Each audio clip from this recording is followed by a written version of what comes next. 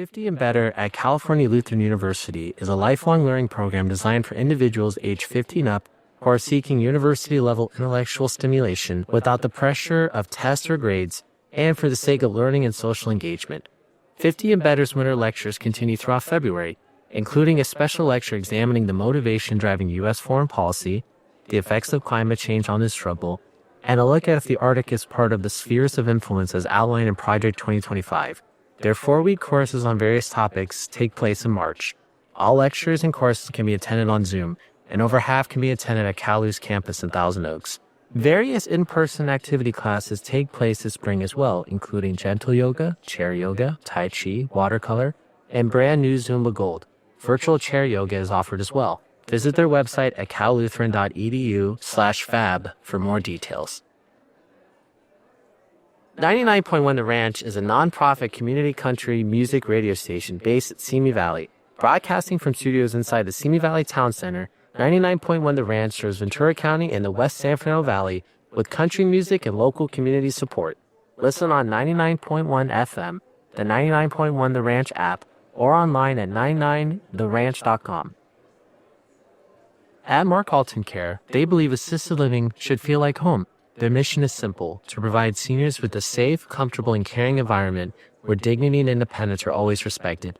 Whether you're joining through California's assisted living waiver program or choosing a private pay option, Mark Alton Care can be the home for you.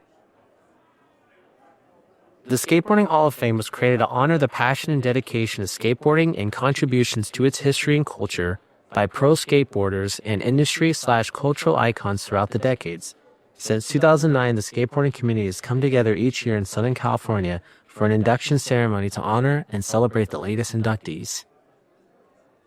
At Healing Miracle Massage, their staff knows the secret to tension-free living. They specialize in a variety of multi-technique massage and provide you with a clean, convenient, and comfortable experience. Have a sports injury? Let their healing hands relieve your pain. Need some self-care? Why not schedule regular visits with them? Are you having a special event? Give them a call. At Amend Healthcare, they believe recovery is more than a treatment program. It's a lifelong partnership. Their dedicated team provides compassionate care, evidence-based therapies, and the support you need to heal, grow, and thrive. Whether you're feeding a crowd of coworkers or just hosting a small dinner, mealtimes are made easier with Chick-fil-A catering. Order party trays, packaged meals, entrees, sides, and more, so you can spend less time cooking and more time enjoying the conversation with catered food made for you. Anthony Campo is a dedicated real estate agent with the Senna Group, brokered by eXp Realty. Anthony is known for being detail-oriented and driven, with a passion for guiding clients through every step of the real estate process. He focuses on Simi Valley and the Antelope Valley. Since 1985, Tender Life has offered a safe place to transform lives. Some of Tender Life's early babies have graduated from college, found their careers, and are living productive, fulfilling lives.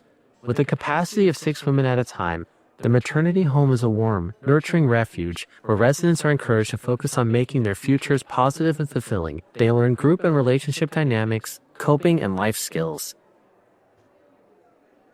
The City Center is a transitional living center for homeless families with children in Ventura County, equipping them to rebuild their lives and become self-sufficient. Almost 100% of their graduates do not return to homelessness. They provide their residents with a safe place where they can receive support through counseling, mentoring, case management, financial coaching, and employment assistance.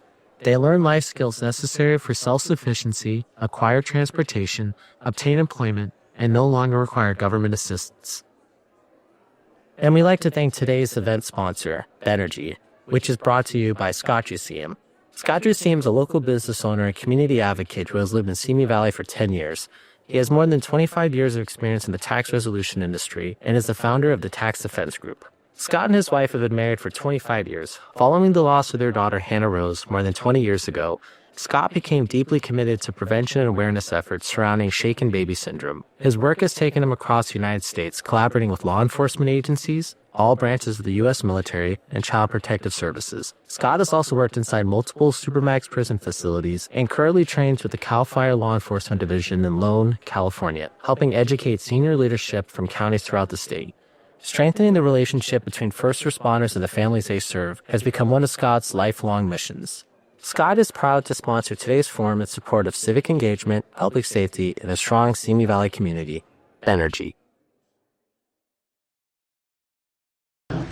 But Anthony Thompson, the Pledge of Allegiance was written before 1940, but it was officially adopted in 1942 for our nation, and something that helps unite us all and something to remember. America is not just a place, but it's a vision. So, please join in the Pledge of Allegiance, right hand to your heart, stand attention, and salute. Pledge allegiance to the flag of the United States of America and to the republic for which it stands, one nation, under God, indivisible, with liberty and justice for all. We will be followed by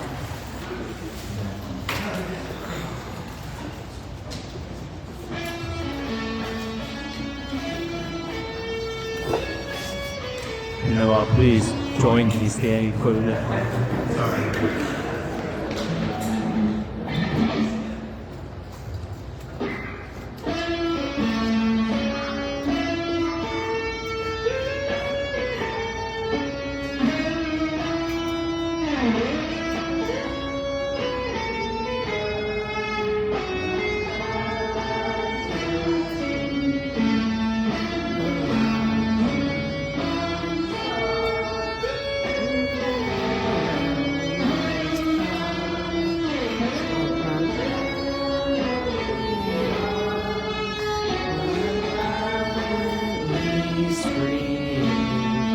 And the rockets red glare, the bombs bursting.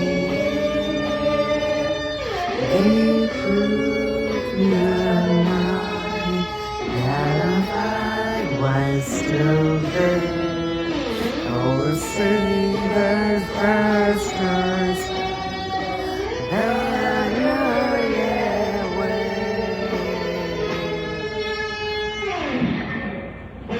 land of the free and the home of the brave.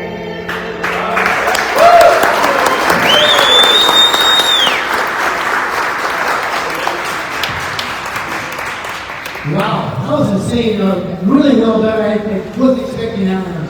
Thank you. Thank you very much. I'm blown away. That was awesome. Well, welcome everybody. My name is Todd Huber. Thank you for being here today. I really appreciate that. This is a non-profit skateboarding museum, the Skateboarding Hall of Fame. We are the official Skateboarding Hall of Fame. We've been in business in Simi Valley since 1997, and I've been up here at the beautiful Simi Valley Town Center since 2018. And I wanted to host this event to bring people that may not be skateboarders here to see how beautiful this and how meaningful this is. As a museum, and you guys are old enough to know, we're kind of like the Rodney Dangerfield of museums. We get no respect. And it's true. And I've kind of known that going into it from day one, and because of that, we had to work a little bit harder to get the respect. And the fact that you guys are all here right now really shows respect towards the museum, and I appreciate that very, very much. Thank you. The other thing I wanted to mention was we're a nonprofit and we rely heavily on donations and support from the community. And there's several donation jars throughout, and we hope that you'll take a moment to pop a couple bucks in there. It's exactly what helps us stay healthy and keep going and thriving. The other thing I want to say lastly is we are this is a political event, and I'm a skateboarder. I'm not a real political guy, but I do come from a political family. You know, this is the very beginning of a really long race. And even though I'm not a politician, I've been able to see what the toll can be taken on people that are running for office and their families. And it's really difficult. Win or lose, it's really, really hard. And I just want to encourage all of you, anybody in this room going forward throughout this election cycle, to be a good person. Don't throw rocks and run. If you have a problem with one of the candidates, I promise you, I've only met one or two of the candidates. They're accessible. They want to hear from you in person or on the phone. They don't want to read some comment online. So going forward, just try to remember what a toll this whole thing takes on the people, not only the candidates, but their families. And I can tell you from first-hand experience, my dad was mayor for 8 years. and I think he did a really good job. And I saw how hard he worked, and it was really hard on our family. So with that said, have a good time today, and I just want to acknowledge a few people that have come together and made this happen, some of the volunteers. I want to thank these volunteers, and it's not limited to these, but these are the ones that we have listed. Mark Thompson, Sheena Johnson, Krista Michelle, John Tolson, Spencer Ross, Steve Schnepp, Barbara Sponsler, Peter Berube, Luis Gonzalez, Justin Shores, Simba Martinez, Joe Henderson, Lee Lister, Brian Dare, Pete Pearson, Ken Flynn, Phil Clipper, Sam Cohen, Richard Perini, Anthony Thompson, and my judge. I also want to thank the sponsors of the event, the California Lutheran University 15 Layer Program, which I qualify for, 99.1 The Ranch, Chick-fil-A, Mark Alvin Care, Healing Marital Massage, Kinder Life Maternity Home, Amen Healthcare, Anthony Campo, EXP Realty, City Center Transitional Living, and the title sponsor, Benergy. We hope you have a great time today. And I want to introduce our event, the sponsor of the whole event, Scott Museum from Benergy. So thank you again for being here. Appreciate you guys. Can you do okay? Is that good? Excellent. I'm going to put this here.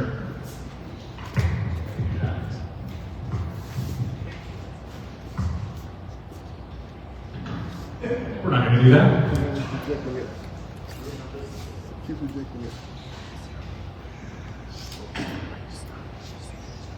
Good morning, everyone. Thank you for being here today. My name is Scott Museum.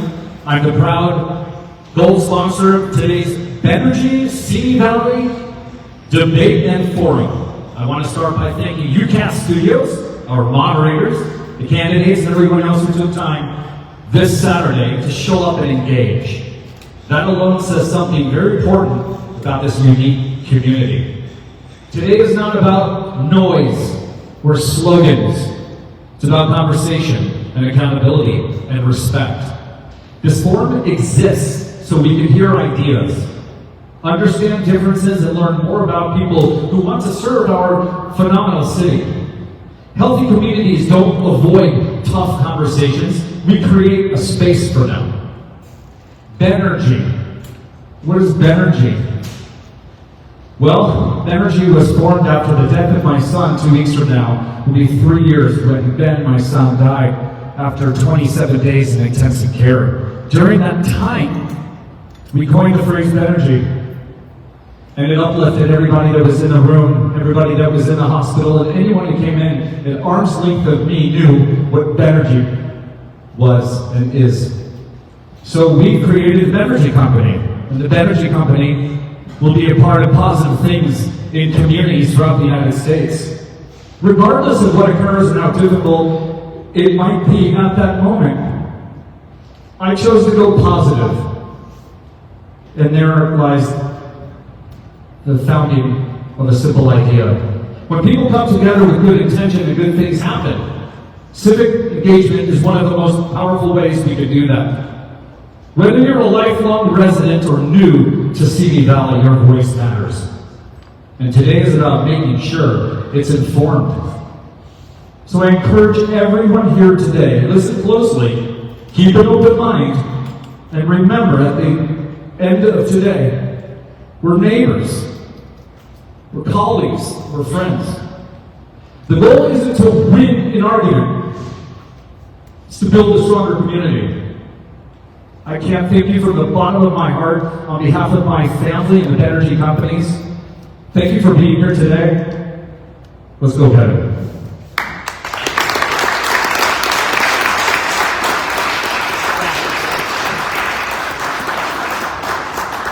So my name is Elaine Lister. I'm Mayor Pro Tem here in Simi Valley, and this is such a wonderful, wonderful place to be because I get to listen to many people and their thoughts, ideas, and I'm here really to get a sense of who I need to be working with within the next year. And I know it's going to be, who knows who it will be, but this is a wonderful opportunity to glean ideas and experiences and know where people stand. So I'm excited to be here, but I'm also delighted that Monty Scritchfield, where we put this all together and has the vision to make this happen, asked me to be the timekeeper. And so that's really where I got that's my big goal with my sides. But I just wanted to say thank you for being here. This is such a beautiful community. It's going to be a fun conversation today. I also wanted to give a special recognition to Todd Huber. This is a jewel in our community. No place in the world has a skateboard Hall of Fame. And we are so blessed to be here today. And I understand it's conversation about possibly having Guinness Book of World Record book, but coming out there when you count. Zamping it on these skateboards in this band with all these pretty birds. Says Todd and Mia.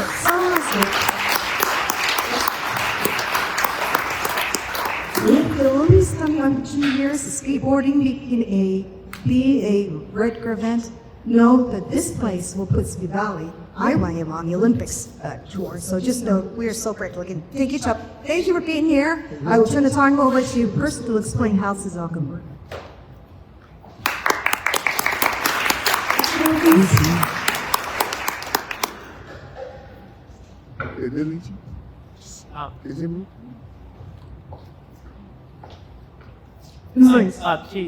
Pete, you're it. You're supposed to explain, I think, the format, how this is working. Is that correct? Yeah. That's right. I think I sent you an email. Yes, okay. So, Ashley, I want to tell you about these amazing moderators while Pete is pulling it together. Bill Pepper, amazing community liaison with us, everything. Everything always good. And as I was thanking Bill, I had to tell you, I was thanking Bill for, I think, years ago, Pete Dear bail for me so I could campaign when I had no idea what I was doing. Thank you, Bill. Next in is Mr. Pete Peterson from Cumbernauld. He is the Dean of Fiscal Policy. We were just discussing them amazing things that are coming through Pepperdine, and they are basically grooming people that run and work at governing Napa, including the Hill Branch. You can see where they're dealing with the Eastern policy. So anyway, he's going to talk to you in a minute. And this mayor, I believe, is Mr. Tim Flynn, correct? Yeah. And he's a former mayor of Oxnard. So you know this political fun conversation, right, correct? A little bit familiar. I don't know Brady City, what he's done, but I suspect it's not to do one good things. And it's time to be basic the best. All I know, walk it, figure it out, was I get you hold these time grounds. And at 30 seconds, I want to know nice and help line these 30 seconds. This is what they're going to see. Basically, when they're how a 2-minute time to induce, and then question will be asked, they get 2 minutes to answer. I'm going to show them the 30-second card on timeless. I'm going to show the 15-second card. So they really better start by you. Zet. I just stand up. These are serious level. Okay, when I get Lincoln. This is the stop sign. They keep going. I take that out. Where's time because on the step. I don't tend to do that. I'm just sending them block as the option of what I. That's all my job. It's fun time. We're all straight. Almost straight? Okay, that's all right. Is it the percent that there have been other forums? I heard it by. There have been other forums. Other question. Yes. Please let people here up the next 2 years for it. Easier, And I believe that they're going to get here. They're asking when we get, they're asking to get here. I'm sure they're waiting. The moderators are there. The press is there as well. So yes, 100% will be this direction. Absolutely. No, I completely concur. What I'm trying to say is that when I ran Carlos, of course, there are different forums where they have the bands. This is probably the first time that I'm ever in Simi Valley where someone who is basically writes his own email petition, as you guys know, in podcasts, etc. Said, I love Simi Valley. I'd like to have that conversation happen. And so I was thought about, Martinsburg. That's really the origin of this. Is that he decided to start early the conversation. I know that there are little parents who are not able to be here today. We've got a conversation, but how I recommend those that are here today and expanding the conversation. And so I may call Mark Marlstein up and be this. We're good to go. Thank you for putting up with me. It says a lot to be here. I will hand the microphone to.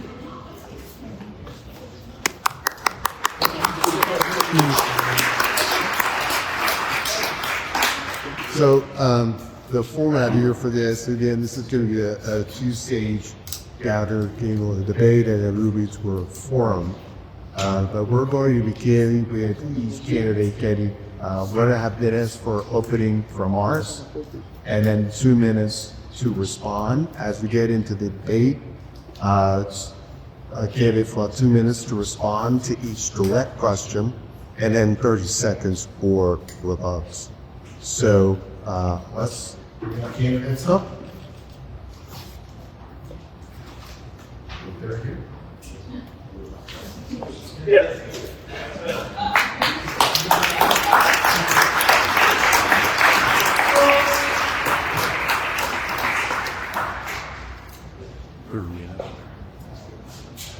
So then we'll begin with 1.5 minute opening statements. You. But they play mics. Are you sharing mic? Shoot. Is there one mic there? Is that one working? Carrots. Okay, stick. Yeah. Their memberships. Perfect. Well, first I'd like to say thank you for all these event outside. Ike Wheel was one of my heroes when I was in my skateboarding days. One of my sons over there, Sam Mouth, still, but I still have that. But thank you for coming today and participating and hearing us out on what our views and stances and opinions are on how to contribute back to life by your vote. I was Richard Perini in District 2. I've been there for 20 years, been accounting, which are 40. Have 3 wonderful sons, a dearie, but he's going to keep on.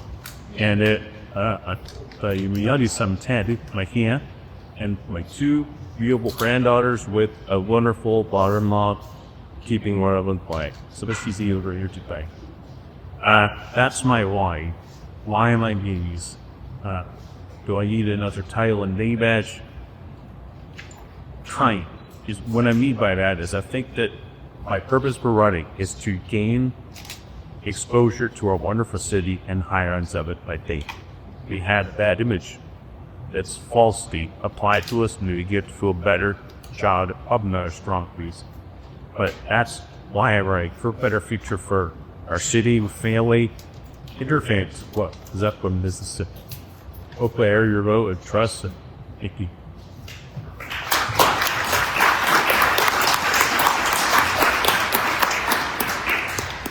Hi, I'm Sam Cohen. Nice to meet you. I'm an engineer and father, and Rich, I'm running for your city council manager. I'm running this Simi Valley in Pampo, where I'm raising my child, and it's where I've invested years of dedicated community. It's where I have a home, and it's where I walk my cause. Service is in my DNA. I come from a family of educators and village servants. Resulting in a strong community here by those who are willing to do work. My mother was an educator that worked with children with special needs. My father worked with Ontario County of Kissing applications, so was recently won for his religious service. And my brother serves our neighbors every day as a fire captain with Ontario County. And I'm trying to carry out this for my volunteering, the city now. I was a board member and chair of neighborhood council. I was appointed by the city to the 2 city advisory committees and the Cultural Electronic Foundation Board, and I've done that for BBKT. As an engineering manager, I know that the hardest challenges are solved by a full understanding of the problem, by collaboration and persistence. I finished multi-million-dollar and a dear projects that show good players. And I'll read my business experience and I worked with the community. So grew up over midwife and speaks care of my audience.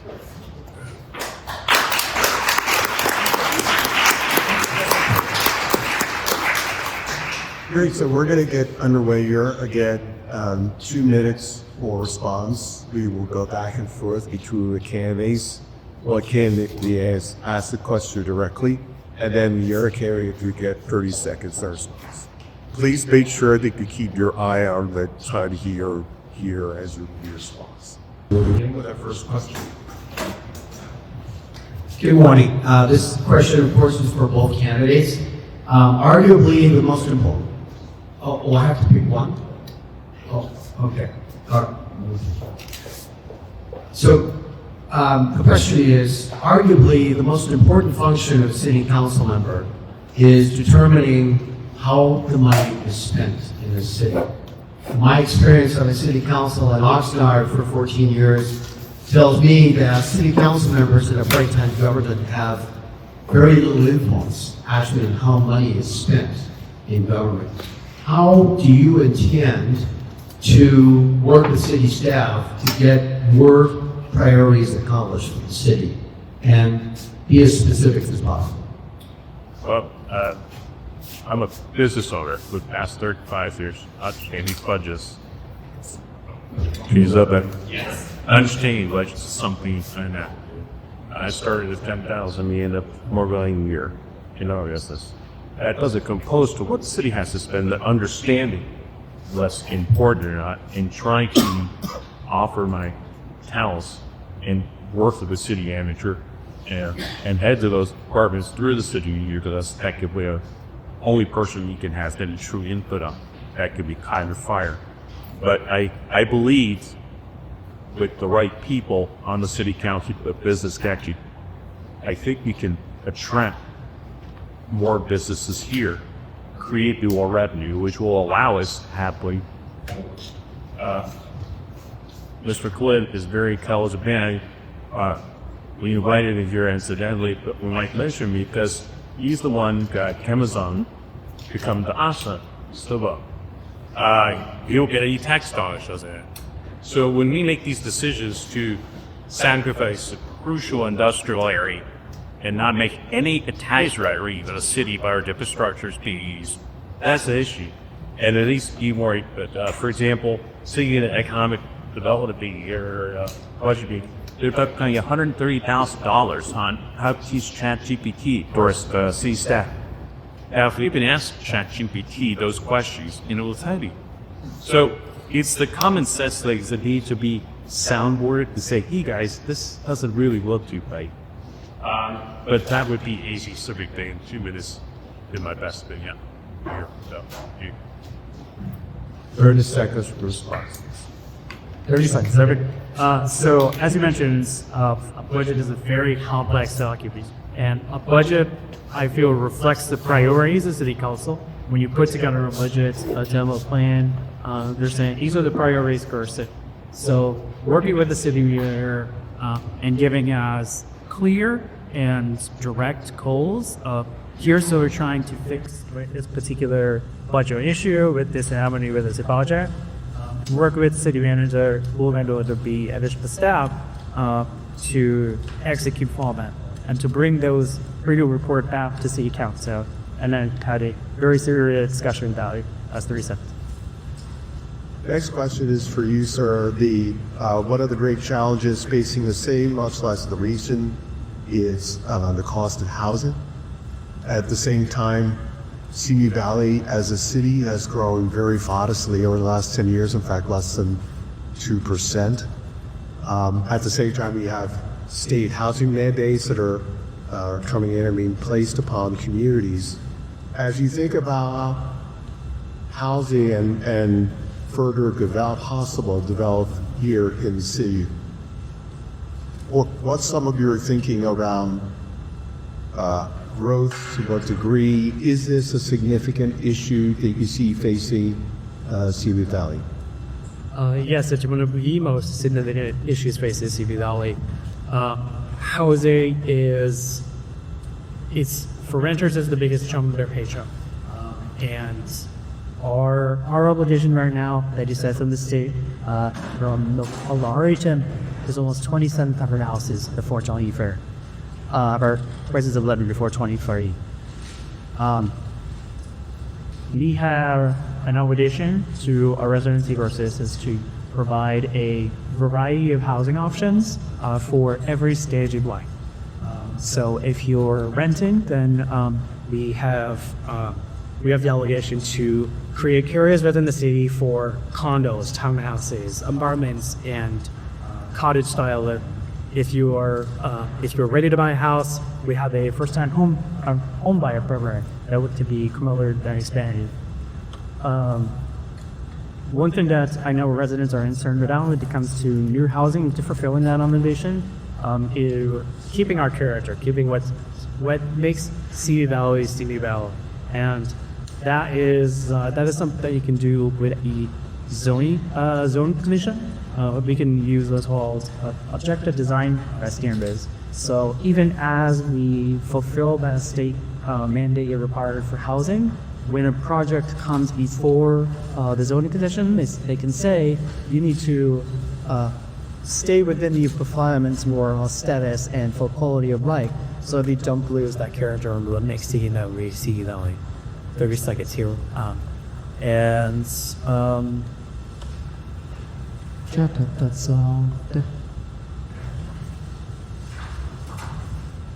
First follow. So my response to that is Sacramento has pretty much stripped the city from being able to do what we liked. We have to fall into the confines of Sacramento's legislation. We have mandates that we have to meet. I'm for affordable home ownership. I think this mall depicts the status of our economic development in the city. And I think we need to utilize this opportunity to get affordable home ownership here. But we have to deal with the market in Sacramento. And now they want to go after unused commercial space, which they can turn into bars.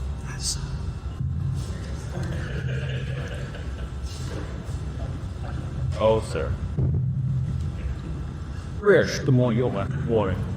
Okay, so this is probably a good question for you. What types of businesses should our city be actively trying to brand for, and what makes our community? We all know it's a jewel. We know this is a zoo. We are so special. What makes our community competitive compared to your neighbors' cities? That's a great question. I think we have an awesome workforce there. You know, we were always touted as this blue-collar town that we made things, and I think we need to get back to that. And if you look at the trades right now, electricians are making $150,000 a year. 15 years ago, people never thought that of it. But we had aero environments, some real talent, which we should have. We helped to put the drone on Mars, Simi Valley here. We have it also robotics, medical unit at our hospital. Congrats about that. We have a branding issue. We need to change that branding issue to attract these larger businesses, whether it's supporting companies for companies like Aero Environments or other Department of Defense contractors. This was also the home to jammers. When our troops were overseas, they would jam those IEDs. That wasn't here in Simi Valley. People don't know that. So we have a lot to boast, a lot to brag about. But I think tech, I think we have some nice open space. We have some free fuel, CNG, out of the landfill. We have a lot of opportunity. We got into May Lemmy. We can look at that as a landfill. But hey, we can talk a company like Google into coming here and say, hey, how would you like to put a facility in and got free energy? Because their systems need a lot of it. But I would say Tandic would be one. I would say aerospace. I think we had software, but I really think that a factory could be here. I think that's it. So we have a little bit more than a 10% industrial vacancy rate in Simi Valley. That's 1 in 10 offices that are empty in Simi Valley, and those are folks that are lean, that are taking their jobs outside of Simi Valley. There are industries that we can attract here: life sciences, healthcare, aerospace, software engineering. These are industries that they have a long-term success. They have long-term growth potential. And those are folks that go to live and work in Simi Valley for the long term. I'm being told to stop. You said it is really hard.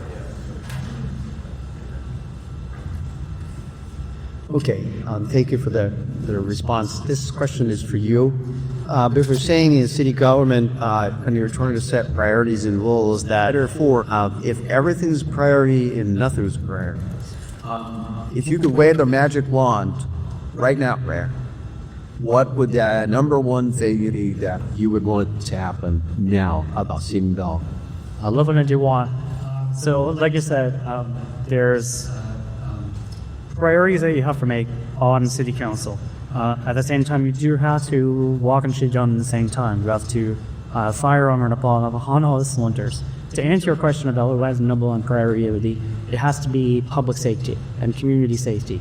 If a community doesn't feel safe, that they're really CB Dolly, and all of their 2 through 10 priorities don't happen. So public safety has to be priority number 1. And to do that, I need a resilient and stable police force, Simi Valley PD. You need a growing economy, a thriving economy, and you need good retail, restaurants, experiential retail, places for young folks to live their lives and experience City Valley. Cohen has to be able to live here and live and work and play all within City Valley.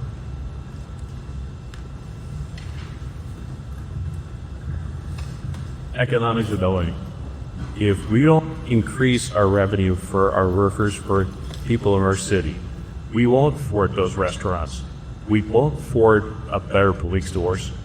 We're fortunate, and I'm all for public safety. That's kind of a trick question because you can't be sick here. You have to be multifaceted, but I think the constant is economic development. It's been ignored for a long time. Our economic development committees, we tout fast food chains being part of that. And I don't want to be the dent of our show where we're praising the truck stop addition to Simi Valley. We need economic development. And there's some occupations are raised here with Simi Valley residents. One of their largest frustrations is around infrastructure. Could traffic be back to the magic wand analogy?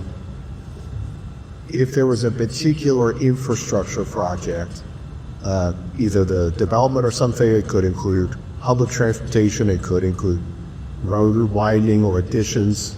What would that have one infrastructure for the city or maybe another way to answer the question? What is the one area in infrastructure related to traffic that you think deserves the most attention? I don't know how you do mass transit. And the reason why I say that, it's not like we're a long sit. We even have, choose my aunt's plight here, when she gets the bus because she's a senior citizen and takes her around. We have a challenge just running buses as a city. They drive past her to pick her up to go back to where they came from. So these are simple issues. Bigger issues, I'm going to say, if I had a magic wand thing, I would see traffic lights. They may sort traffic lights. Ours don't seem to work too well. You could sit there and watch a wild turn lane for 2 minutes, and there's no one in it. So that would be the simplest, but YD rows cost high. We start putting in trains, buses, maybe go to an Uber. That might be the safer. But I think really figuring out softwares that would help our buses run better for our seniors so they're not standing an hour or 2 outside of a church waiting for a ride, or our streetlights. And I see those would be the 2, but streetlights would probably affect more people.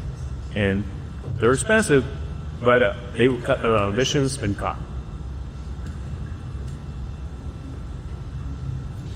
We're definitely our culture here in Simi Valley. I heard these as a city traffic engineering department give a presentation, and they were saying that 92% of the city's traffic infrastructure is outdated and in need of repair. So 80% is up to snuff, and the rest of it is badly in need of repair. And so they're the same as that you spend $1 today to avoid spending $10 tomorrow. And aging traffic infrastructure becomes a safety issue for drivers. And in the meantime, we can also do other programs to help. Terminals being told. Both you will reach the microphone, just a hair. So everybody enjoys hearing both of you. So we just want to make sure that everybody hears clearly. Sam, public safety. What are your top 2 public safety priorities? And what specific actions would you take in your first year on McCaslin? First year on my council. Well, I'll talk about my career areas first, because for top 2 priorities are public safety. Number 1 is, as I said before, a stable and resilient and resourceful police department. Right now we are at capacity. We have open job positions, and we're losing good police officers to other areas. We shouldn't be losing officers to YBL. They should be losing officers to us. So I would be in favor of a retention program for senior police department after making the training, so that they stay in the area, live and work within the CP Valley. Also, let's see. The other priority would have to be our addressing up our public safety power shutoffs.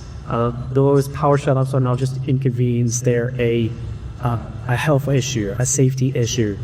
When somebody is without power for 3 to 5 days at a time, that's seniors and working families that could potentially have life-changing impact from those power shutoffs.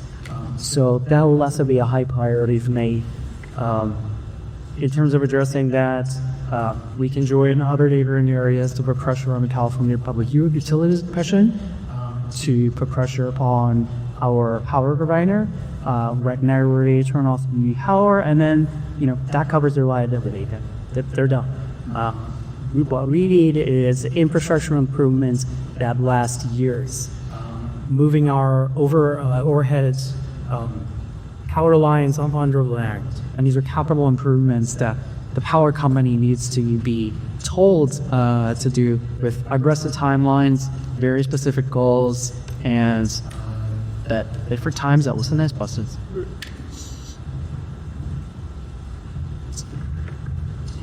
I'm going to say it's law enforcement that's going to need new tools in the future, and we're significant disadvantage. Internet crimes and terrorism, specifically aimed at children. We need a much stronger internet presence and protection. I think we could talk about utilities of power, but it's like spitting in the wind. Edison's too big, and they really don't care about us. We have to do our own infrastructure, whether it's putting our own generators in, utilizing the natural gas up the landfill, and I know the sun.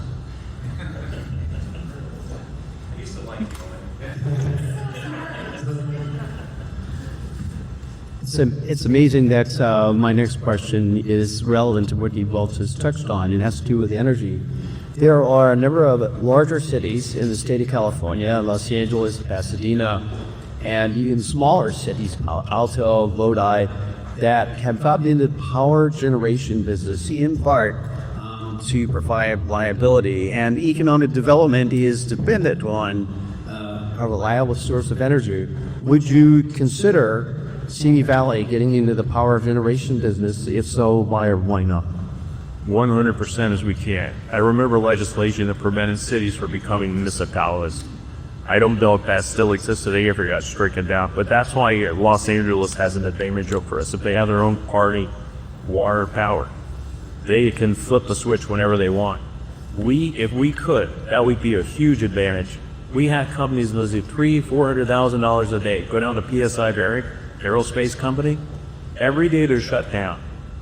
Now, would you want to stay here? I would. Luckily, the Department of Defense prohibits them from moving around. So that's sort of thing keeping them here. But at the same time, if they're putting in a $500,000 generator, we need to red carpet that and streamline that so when it goes through the city, it's done. We don't need to harass these people into, hey, you know what, let's take another 6 months to figure out if we could put a generator. So our city needs to get behind these companies, these entities that have $100,000 repair costs, and they got 300 people that are working. Those are the ones, that's our precious, and I don't ever do enough with it. But to answer your question, I definitely would love to be in the energy game because that's the only way we can lock in our future. We're using energy at crazy rates, even though we're becoming more efficient. But if we leave it out as we're just a ray as accepted. As far as the loss that we have from Atlantic Tower is tremendous. And as a business owner, I see that. My clients go, hey, sorry, we don't have that budget, or we lost you much this year because we had 10 days. That's $3 million that they lost. 2 council. Lindsay, I'm going to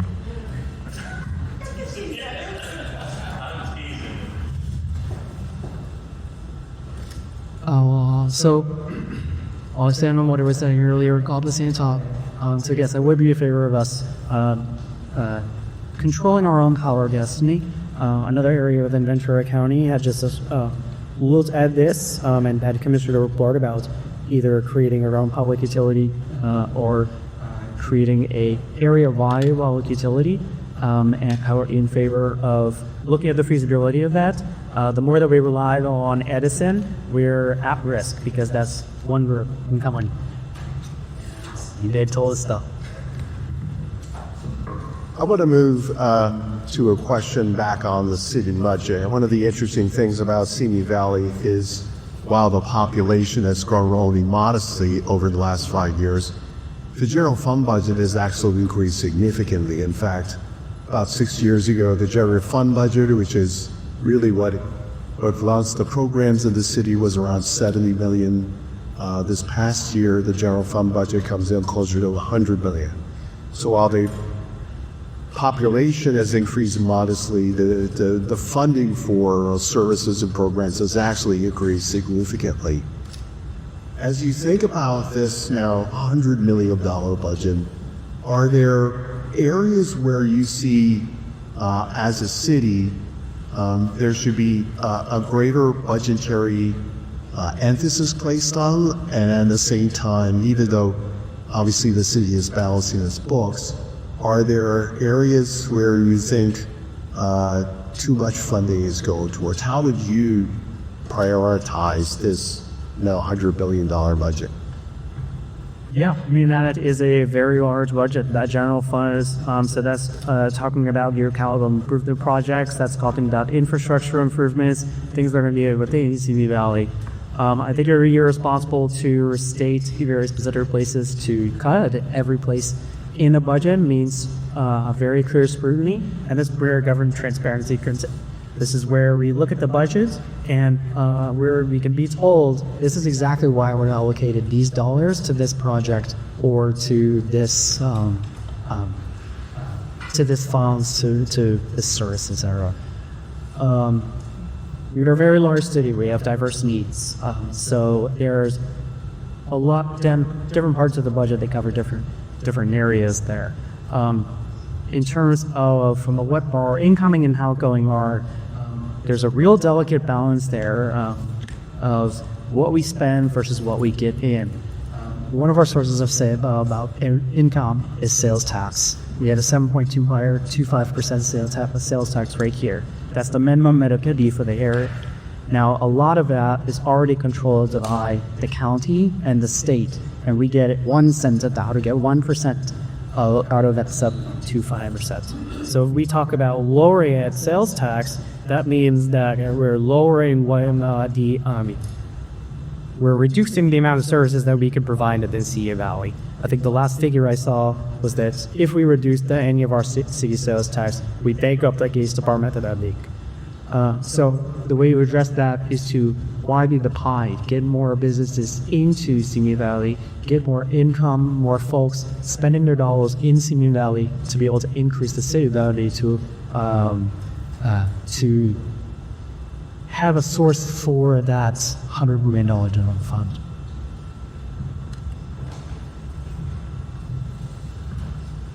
I'm going to say that I think we increase our sales tax rate. That's the last digit effort. I think we have to, as Sam said, increase the amount that we get the percentage from instead of increasing a percentage. If we had to efficientize, I would say, I don't know why we have inspectors driving around with full-size trucks with 4 doors that didn't carry why aren't they in an electric car? Simple question. I've asked that for 8 years and never got agrees. We need to look at simple ways to cut, and the lanes are mandatory. Rich, you know, there's no shortage in Simi Valley of strong leads, especially if you go online. How do you balance listening to the strong opinions from the residents that basically would be your voters while still making independent, principled decisions? Well, how you separate the opinions from where you go is logic. You know, that's the simple deduction.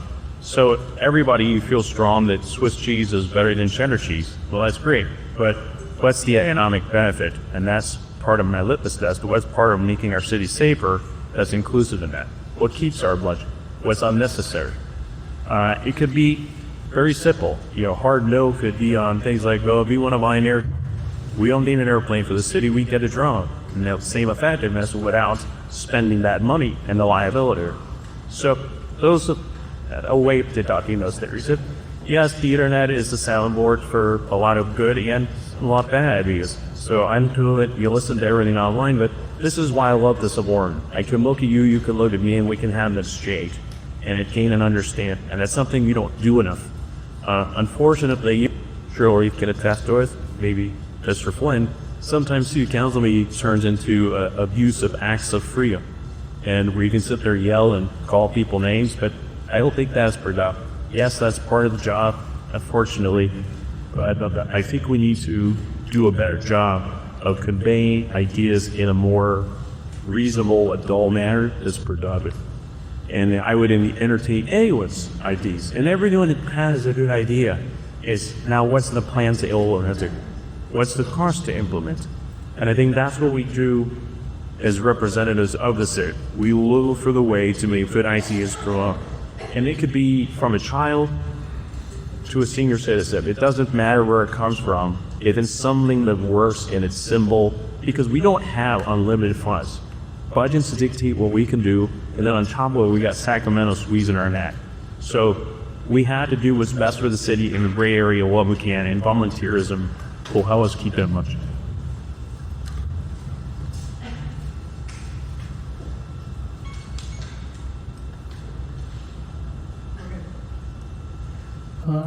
So a city councilor's job was to listen to every resident in the city, openly, curiously, whatever their issues that they're bringing us to city council.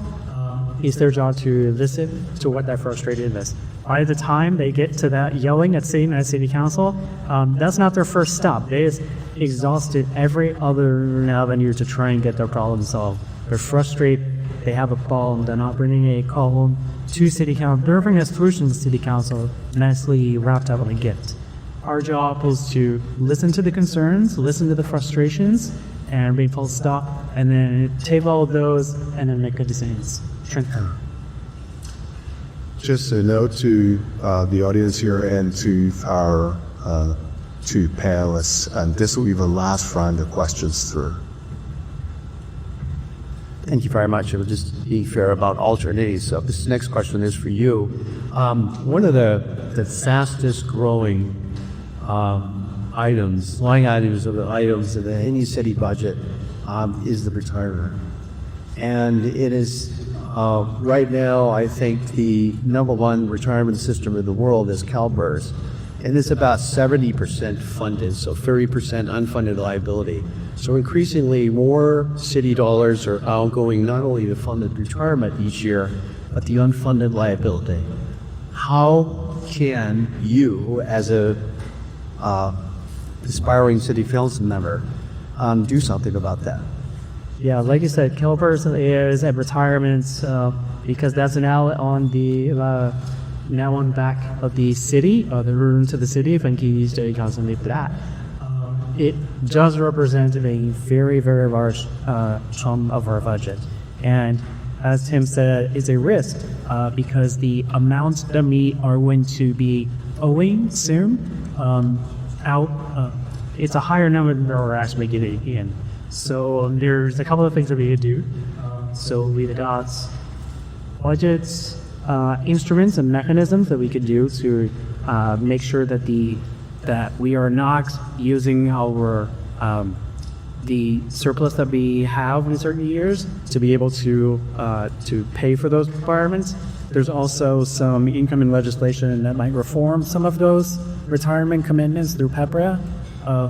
And again, I know I keep on coming back to this well, but it's true. We need to get more folks into Simi Valley to pay into that. The more folks that are here are living and working in here and working within our city borders, it eases the pressure of that query and the amount of, it gives us more wiggle in the budget to be able to pay down that those retirement nominations while also having to deplete our surplus your council expenses.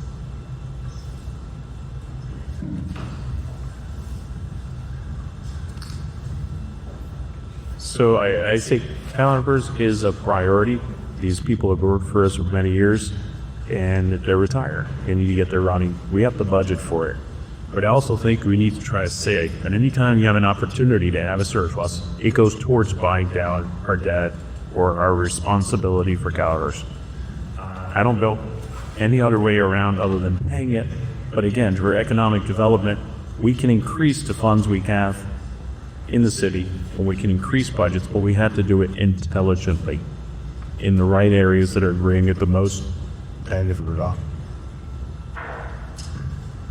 So the moderator was gliding, and as this is the last round of questions through, this is going to be 1 minute each for you, for each of you.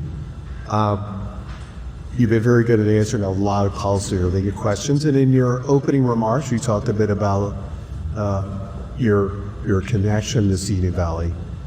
For this question, again, 1 minute each, if you could each talk a bit about why you do love this city. Why I love Simi Valley is cool. I come over the hill. I'm coming from Los Angeles, and about 80 pounds gets off my shoulders. My wife can run the Arroyo. I'm not worried about her. My son can play in the front yard, or he's going to be there until he comes in. I think we have a great community. I truly believe that. I probably would not live in any place else in California or living that. And my family's vested. All my sons have all here. They're not with it. So I have everything I want here. I'm a mime from my office. It doesn't get better than that. But I just see a neglect of our economic development side. And that's what concerns me. That's why I'm...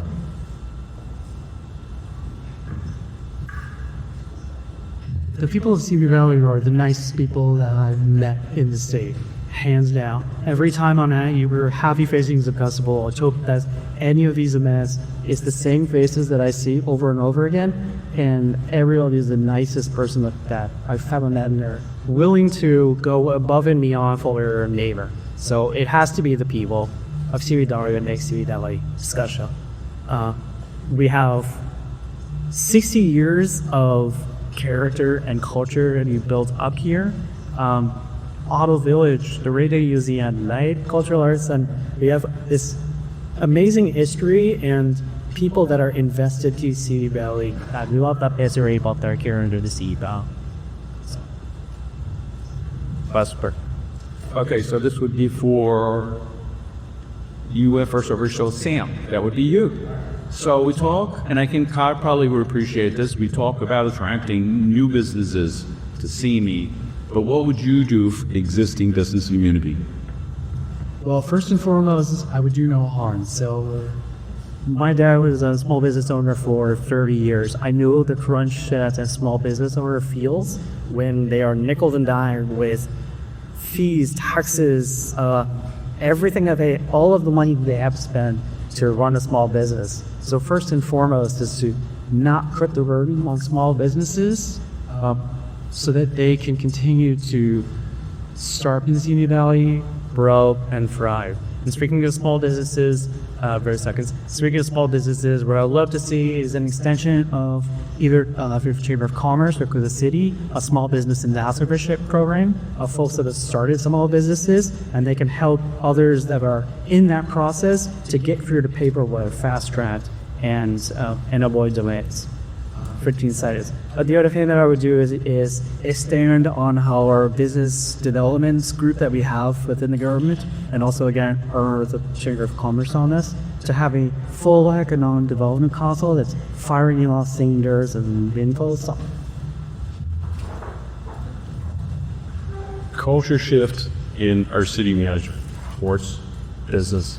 We need to be more respectful to some of the businesses that have some challenges and work with them. I think for the most part, the city's done an okay job. I think we can do better. I think there's habits that they're not aware of, that we need to be looking for grants and opportunities for existing businesses to grow and help. And this is part of economic development, and it doesn't need to be part of the city. It could be a volunteer organization. We have some good ones here in Ventura County.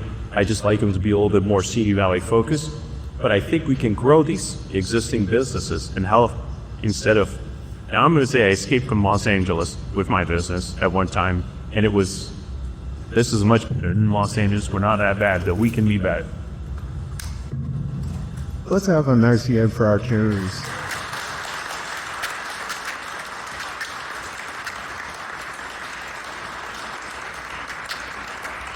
I believe now we're going to the candidate forum. Actually, this polling parts, each get closer per. They just get close to live. Okay. And how long are we giving for that, Marcus? Just a bit. Minute. Okay, so we'll conclude with closing remarks, and then I believe after that we are going to take a 10-minute break to assemble for the candidate forum. So whereas the mic, 1 minute to close. First of all, I want to thank Sam for participating in this debate. A lot of people thought that this might have been too premature. I don't think it's ever premature to put out ideas and concepts that might help our city. And I thank you for coming to do that and allowing me a forum to be able to have get to know you. Seems like a nice dinner. I might have already done. So I just want to give some economic focus to our city for future growth. And I just think that we need to do more in that direction. I'd like to bring my talent, my knowledge, my connections to enhance our city opportunity and grow an economic development committee that is not city-based, made up of volunteers to give advice to the city and small businesses. I think this is the best city by far, but we can be better. And my slogan is, why aren't seeing that? I've always loved Simi Valley. All of my friends and family have always stayed here. When it came time for me to put down roots of my home and decide where to raise my child, there was no question. It was Simi Valley, Dad. And so I want to make for the next generation. I want to give them the option to give them the choices to make that same choice. I want them to work at Simi Valley as their right for life as well. And for them to make that choice, we need a growing thriving family, we need a transparent, responsible government, and we need a safe and welcoming community. So that's why I'm around. And again, thank you, Rich. Thank you, moderators. This was a lot of fun, and I look forward to having a conversation. Everybody.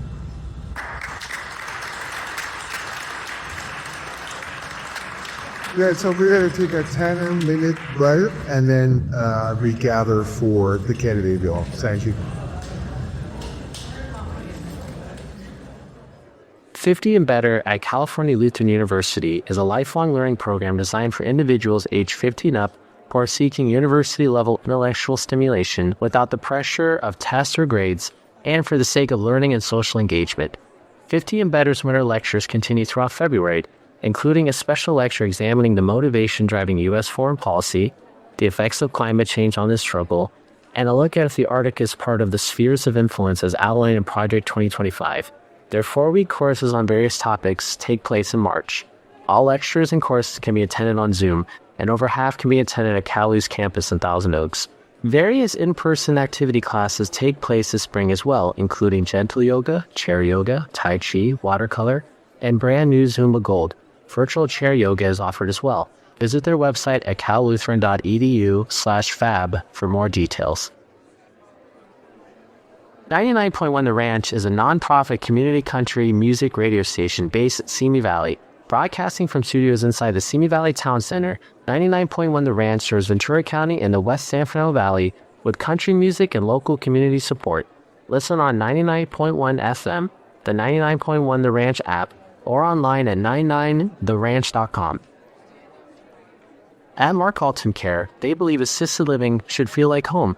Their mission is simple: to provide seniors with a safe, comfortable, and caring environment where dignity and independence are always respected.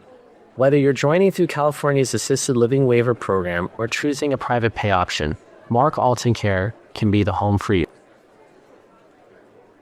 The Skateboarding Hall of Fame was created to honor the passion and dedication of skateboarding and contributions to its history and culture by pro skateboarders and industry/cultural icons throughout the decades.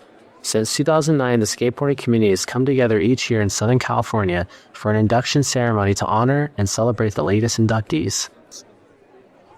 At Healing Miracle Massage, their staff knows the secret to tension-free living. They specialize in a variety of multi-technique massage and provide you with a clean, convenient, and comfortable experience. Have a sports injury? Let their healing hands relieve your pain. Need some self-care? Why not schedule regular visits with them? Are you having a special event? Give them a call. At Amend Healthcare, they believe recovery is more than a treatment program. It's a lifelong partnership. Their dedicated team provides compassionate care, evidence-based therapies, and the support you need to heal, grow, and thrive. Whether you're feeding a crowd of coworkers or just hosting a small dinner, mealtimes are made easier with Chick-fil-A catering. Order party trays, packaged meals, entrees, sides, and more, so you can spend less time cooking and more time enjoying the conversation with catered food made for you. Anthony Campo is a dedicated real estate agent with the Senna Group, brokered by eXp Realty. Anthony is known for being detail-oriented and driven, with a passion for guiding clients through every step of the real estate process. He focuses on Simi Valley and the Antelope Valley. Since 1985, Tender Life has offered a safe place to transform lives. Some of Tender Life's early babies have graduated from college, found their careers, and are living productive, fulfilling lives. With a capacity of 6 women at a time, the maternity home is a warm, nurturing refuge where residents are encouraged to focus on making their futures positive and fulfilling. They are in group and relationship dynamics, coping, and life skills. The City Center is a transitional living center for homeless families with children in Ventura County, equipping them to rebuild their lives and become self-sufficient. Almost 100% of their graduates do not return to homelessness. They provide their residents with a safe place where they can receive support through counseling, mentoring, case management, financial coaching, and employment assistance. They learn life skills necessary for self-sufficiency, acquire transportation, obtain employment, and no longer require government assistance. And we'd like to thank today's event sponsor, Benergy, which is brought to you by Scott Simi. Scott Simi is a local business owner and community advocate who has lived in Simi Valley for 10 years. He has more than 25 years of experience in the tax resolution industry and is the founder of the Tax Defense Group. Scott and his wife have been married for 25 years. Following the loss of their daughter Hannah Rose more than 20 years ago, Scott became deeply committed to prevention and awareness efforts surrounding shaken baby syndrome. His work has taken him across the United States, collaborating with law enforcement agencies, all branches of the U.S. military, and Child Protective Services. Scott has also worked inside multiple Supermax prison facilities and currently trains with the CAL FIRE Law Enforcement Division in Lone, California, helping educate senior leadership from counties throughout the state.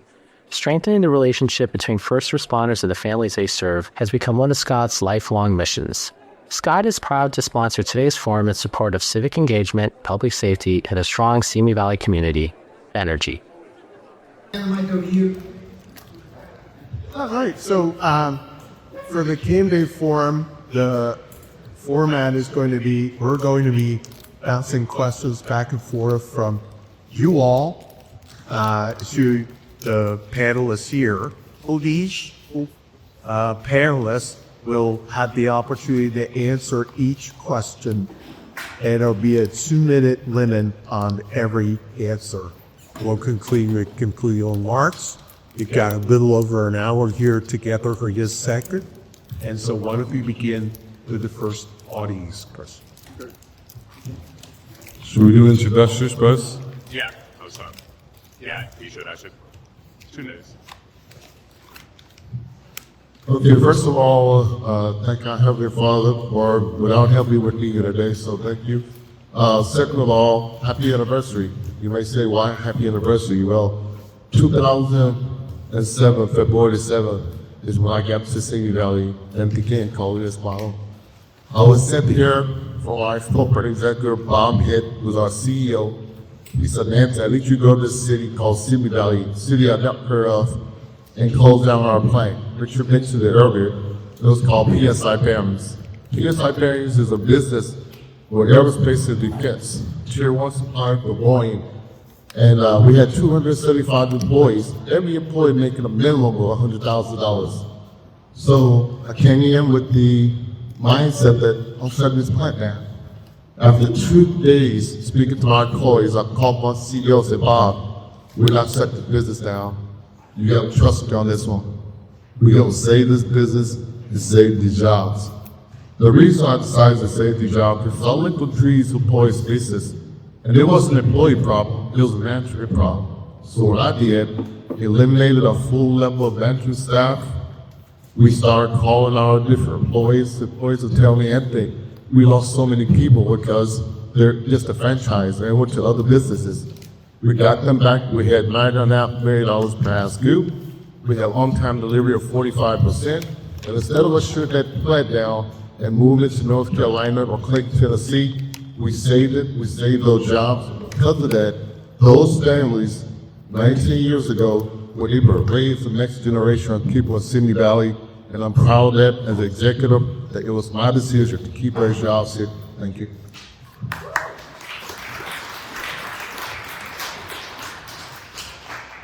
Well, hello, and thank you for coming, and thank you for Todd for putting this Benergy Disposal Free event.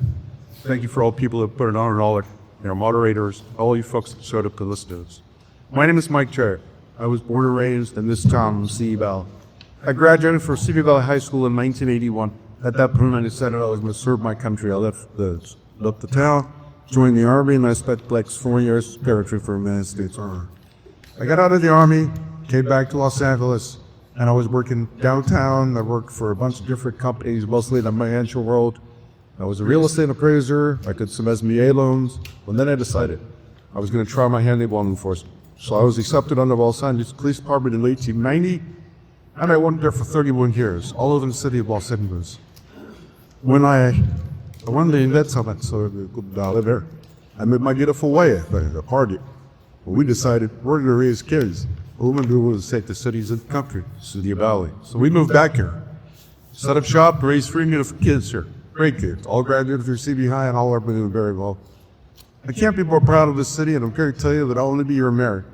I want to be your mayor. I've been a city councilman now for 16 years. I think I've done a pretty good job. We kept our city stable. All those 16 years, we've had balanced budgets. We have cut to lower anyone's salary, and we haven't cut any rate visits.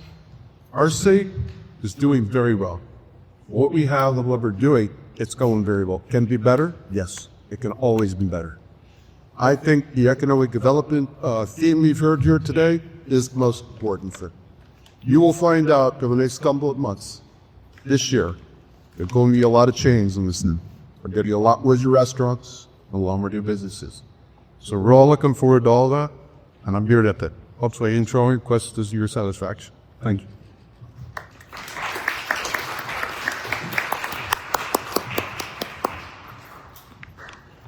Sorry you have to hear from me again.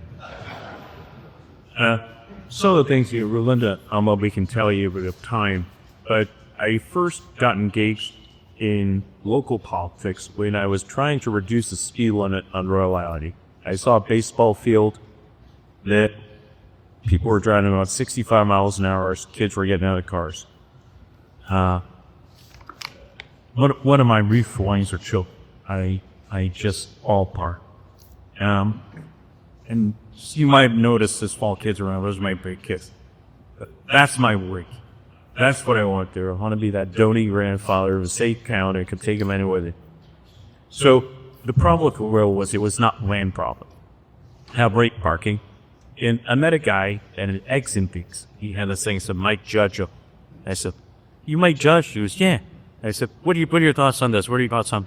And I like it. I like business. and I'm not supposed to. I'm supposed to talk about myself, but I don't like talking about myself, but I'm going to that. But I want to say, Mike is one of the best choices we can make for there. And Anthony is one of the best choices we can make for efficient sizing developer. This is my dream king. I just want to say out loud now and out of record. Whether they want my endorsement or not, they just got it. So the point is, we need knowledge of Sacramento. We need knowledge of our county, what we can and can't do. Mike has that. And when this guy doesn't talk about himself enough, but he's so giving, but so knowledgeable. And everybody thinks he's this coach that does tinted reps. It's like, no, it's not at all wrong. This guy is an insane business that has insane business acumen.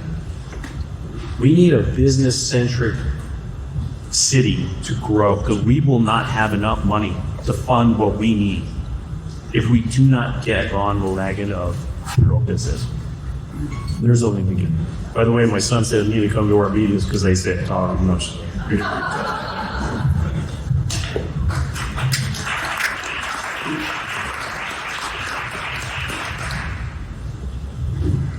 First questions from the audience here is about waste use and the concern about making sure that all retail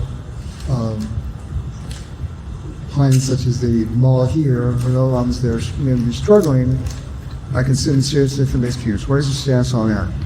Yeah, my stance on that is pretty simple. We do have regular laws that we have to follow based on Sacramento and our flow down to us. But I think mixed use units are very important. One of the big things it also gets my life because I'm state, I don't need to do this. I don't need to run for this petition. I must do it because all of these kids that I coach at Sydney High, all the ones that I've been with for the last 10, 15 years, I want them to be able to live here in Simi Valley and I have to move to Fillmore, up to Palmdale, or Lancaster. That's legacy values that deserves to be here, and having affordable housing, mixed-use housing is one of our ways to get there. We can't think that kids can come out of college or out of a profession and afford a $30 home. That won't happen. We do have some options for housing as well with mixed-use and with critical homes. I talk to the guys a lot of times about low affordable homes. So I think there's a way that we can allow our kids to, now that American dream, I'll have where they go with excuse and having a park, only with excuse, but I'll have you go to the parkers and not be able to both our American dream that they deserve.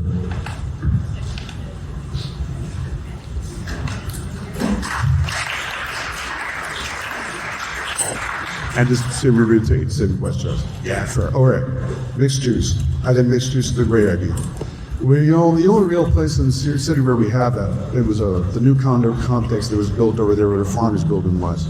I think 6 of the units were designated as completely mixed use. In other words, they were built as a home with an office underneath. I don't think any of those are operated as off-season.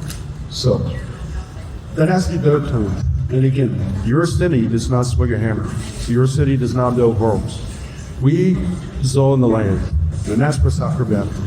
Sacramento over the last 7 years have been very draconian in the way they are telling cities all over the state, not just us, how they would zone their land. So once we get the zoning done, which we have, our housing order was approved a year after raid, we were told to get it done. And we got our housing order approved. So we do have the zoning. Now we need the dollars. That is where the rub is. Being the great state of California, anybody here in development, anybody here in construction, you know how tough it is to build. You know how tough it is to get through secret. You know how tough it is to get through everything else. Sacramento was really serious about allowing us to build the affordable and multi and mixed use housing. They would cut the red tape. So hopefully, with this next legislative session, we will have some changes up there to the CEQA most converted. That is what causes most of our developers to run, and they go build.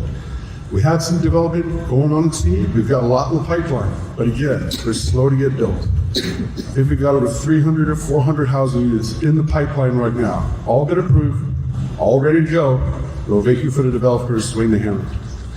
And that's up to them. But your city has done everything we possibly can to make sure we are in compliance with state laws and to make sure the developers know what we will build. And the good thing is that most of our developers follow what the city wants. We have a good plan, and I think our cities, we're pretty well on that fact. But again, until the prices come down, insurance comes down, development's going to be slow.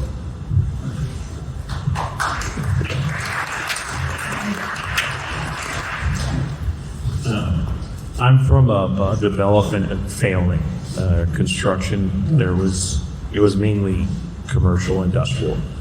Mixed use is unfortunate because it reminds me of New York City where I'm from, and I love Simi Valley, exactly how it's laid out, but we have to make those changes because of legislation saccharine.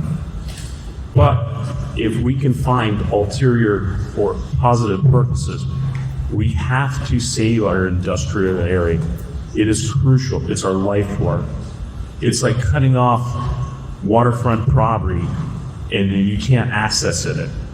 So we have to save every piece of industrial property we have for economic development, for those long-term jobs.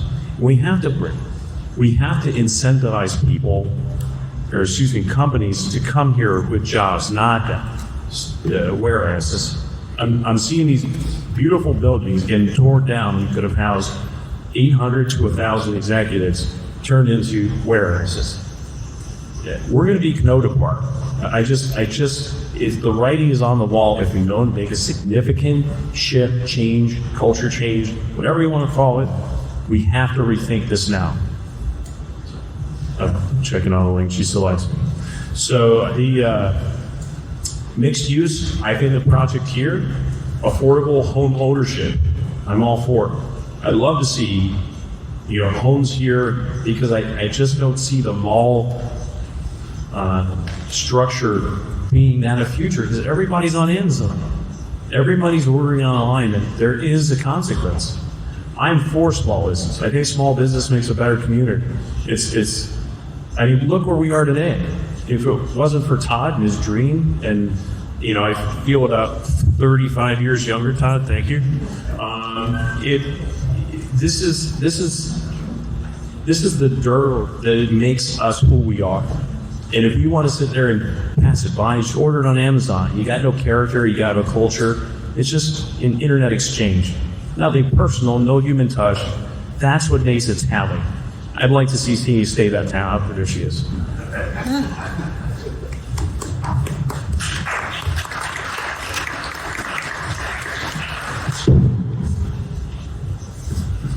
Okay, this question is for all three candidates.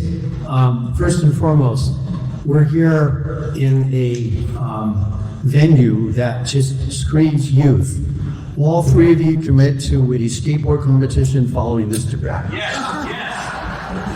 I'll use mine and get in this bit of an area. All right, lighten things up a little bit. I've never occurred, or I've never seen or encountered someone running for public office that isn't youth-friendly. And we know that parks and recreation and sports, athletics are like the number one amenities that any community offers to engage youth. What ideas do you have, if you were to be elected, to further engage youth in the community of Simi Valley? Well, I can talk about these way more than 2 minutes. The thing that will get to me is that I'm misleaded to believe that they have a voice and their voices listened to.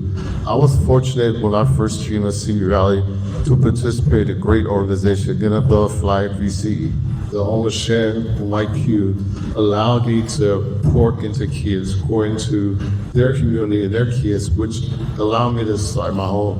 But when I'm a person of action, I like to have a bias towards action. And part of that action was I started hearing a lot of things about our freeway being dirty and nasty and filthy. So I got to get a little bit, there's some of our kids here at Senior High, and said, I want to go volunteer program. So who's up your meal this weekend? We'll start cleaning up our freeways. That together to Teens Taking Action, TTA. So every month, twice a month, we go on clean on the freeways here at Simi Valley, all in all friends. To date, we've collected over 350 bags of trash and recycles off our freeway of the Wellington corridor. Those are the things I got this and called by Lisa Nichols of nonprofit that she had. The pediatric contact the girl says, I never knew her, never met in my life. And she says, someone told me you're the person for our youth. I need to talk about e-bike safety, e-bike training. She contacted me, she was kind of barriers, and we put this on in my shop. So we've been training kids. I bought 100 front LED and rear LED lights for our kids. So my whole universe is around kids. The only reason I'm here doing this is because I want the future for our kids to know that they belong, they have a voice, and they're valued.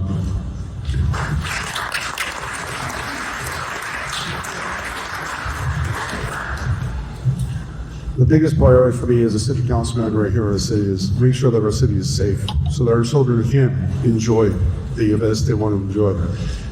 Can I possibly reach for more venues for them? Yes. We're doing everything we can. Our Heart District works very hard. In fact, they're getting ready to brief us Monday and their BMX guy to get ready to build. That's finally coming down the pipe. So it's awesome. We put into this, the Park District put in the skateboard cart. And there's a lot of other things we could be doing. I would see more things up there this mall for people to be doing. Again, that all comes down to developers and people in the layers that they were going to do it. But as far as the city council, we never got in the way of any kind of venue that was going to be planned or built for youth sports or anything like that. In fact, we encourage every one of the ones across our list. And we will continue to do that. I don't see any reason that should stop. I want to see more places like that for our kids and more of those types of things. Really trying to think what we could use. I mean, when I was at Trapeze at the lower region, we have there's all kinds of other things that we can. So, but if you look around our town, there is lots of stuff to read. Check out the city council, on the city website, get your updates from the city. They're always announcing new hits coming up, new things to do. There's always stuff going on. It might not seem that way because stuff get advertised, you don't get the word out there. Here you come through the city's website and stuff like that, you'll see there are a lot of stuff going on in our town for the youth. Thank you.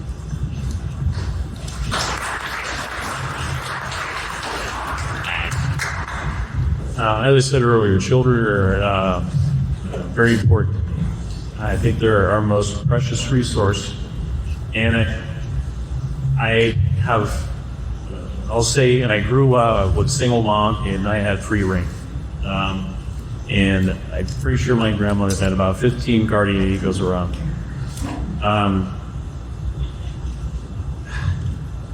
We need venues like this. I know Far Direct's finally getting around getting the BMX track, but that should have been done a long time ago. They made enough money on that land sale, and they, in my opinion, they made promises, and it took them a while to get there, but thankfully they're there. I just wish it would have happened soon. But I'd like to see, us create enough revenue to just say, hey, Todd, here's some money to keep open. Let's do some projects that will park and rec, because see if we can have them come here.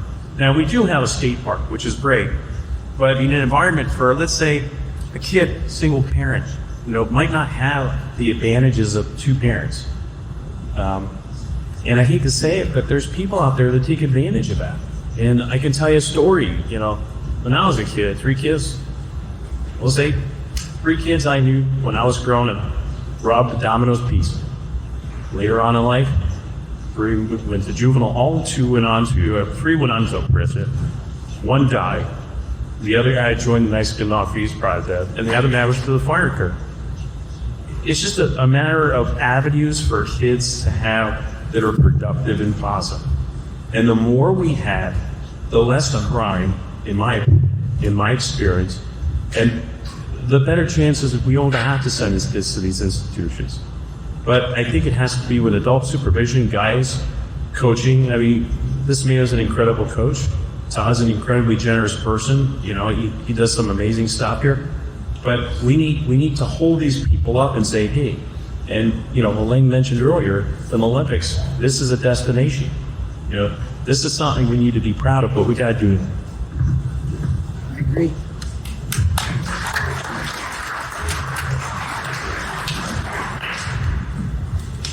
Another question for the board in the audience. What was the plan for our youth and special needs populations to ensure opportunities for employment?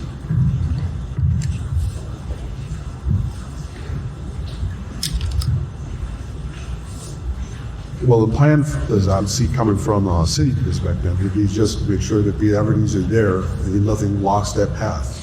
To make sure that if there's anything that comes up that does block them, that the city takes action against it. Because as we all know, those cities are not supposed to be hindered in any way. Everybody should have the same opportunity of everything. We have a bunch of facilities in our town for special needs children that some of them just popped up in the last 5 to 6 years. And they're even our city's thriving in that respect as far as I can see.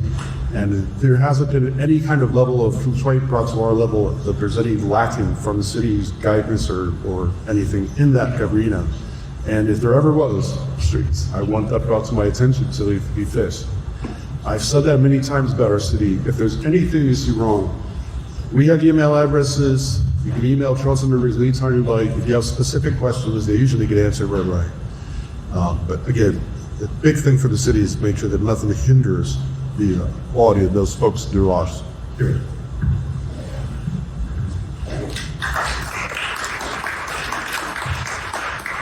Only is our city high school football president of the booster program, Joe Lewis. This question fits right into that.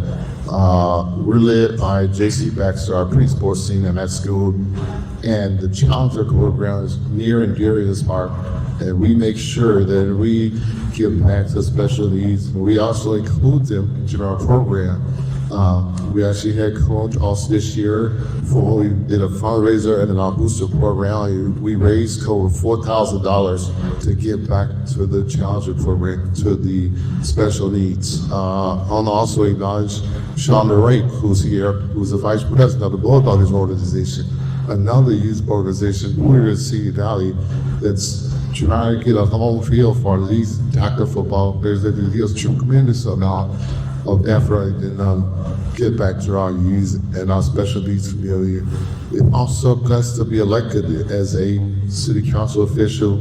I can guarantee you the vote would never be a no on how we could keep this special needs program going and fund it and find ways that we should eliminate waste in other programs to make sure, again, there's inclusion, that they know that they're part of our community, their voice matters, and they matter.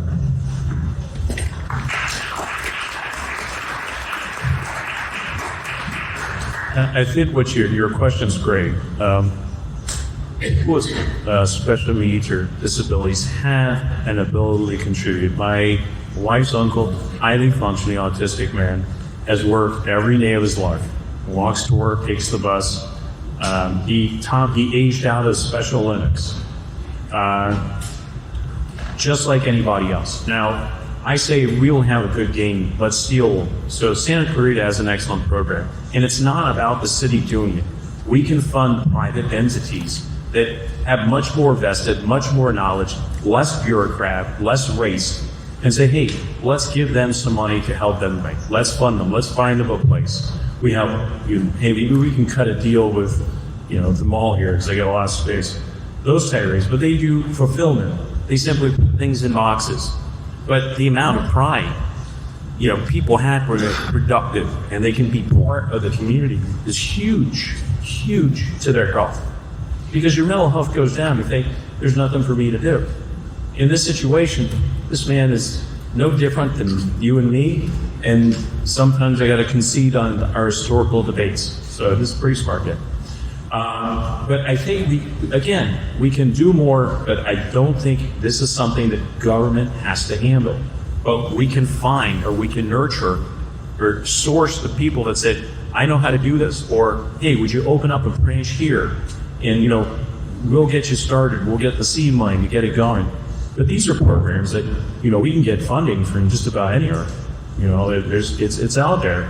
We just have to look for it.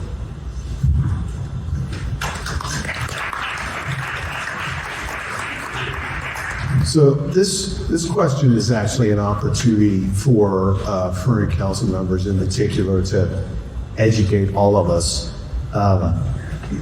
Sacramento has actually been referenced many times in this conversation. I wonder if each of you could say the one challenge, choose one challenge coming out of Sacramento. It could be the bite that they take out of the sales tax. It could be some of the land use regulations, procedures that have been mentioned already. But the one challenge coming out of Sacramento that you think the audience should know about as it relates to making Simi Valley better, do you have to deal with?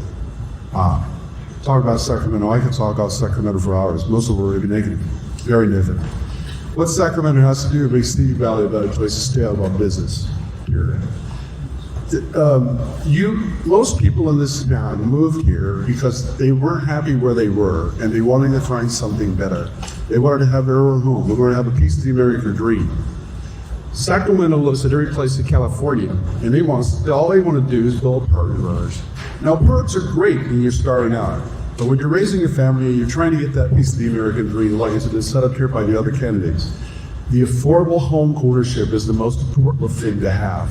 We need to have that. If it's condos, then it's condos. But we need the ownership component because that builds your wealth. It's the only thing left where you can actually still build wealth on.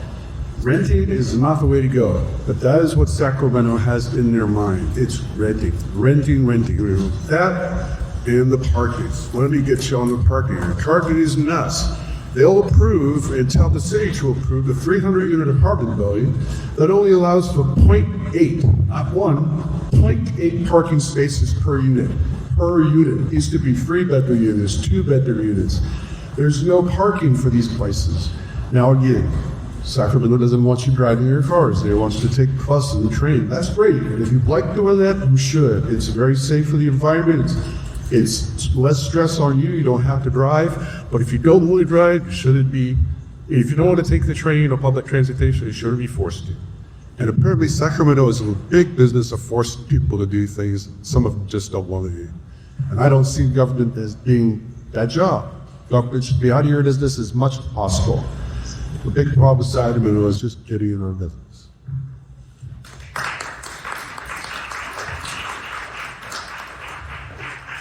Well, I know that was directed towards a jury member, so what I believe is the biggest issue and impediment to our success in Simi Valley, based on overregulation, government overreach, and waste.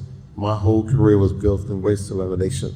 You see, there's three in business. There's three ways to grow a business. You increase the top line. You increase the pricing for each individual widget for effort. This microphone is $10 or maybe more money. I'll sell it for $15. The third way is to drive out waste, and that's our whole career has been developed now. We didn't increase budgets, as you mentioned in our debate, how we increase the budget while we still keep population the same. They're heading in the back getting highs because there's ways that you could eliminate so much of these wastes and create more efficiencies and still drive profit. And that's what my whole career was. My career, I took a business from $284 million privately held business to the $10 billion publicly traded business. We started 8 facilities worldwide. We ended, when I left, 47 units worldwide and up into 25 of them. My whole job was to visit these underperforming facilities, drive out waste, increase efficiency, put in aerospace in sustainable, repeatable processes, hire a general manager, move to the next one, into the next one. So waste elimination, I think if we can get Sacramento out of our business and we start generating more profit, more efficiencies by eliminating their waste, overreach, overregulation, preventing our businesses from coming here and getting frustrated and not want to be part of our community, I think that will be our biggest road to success.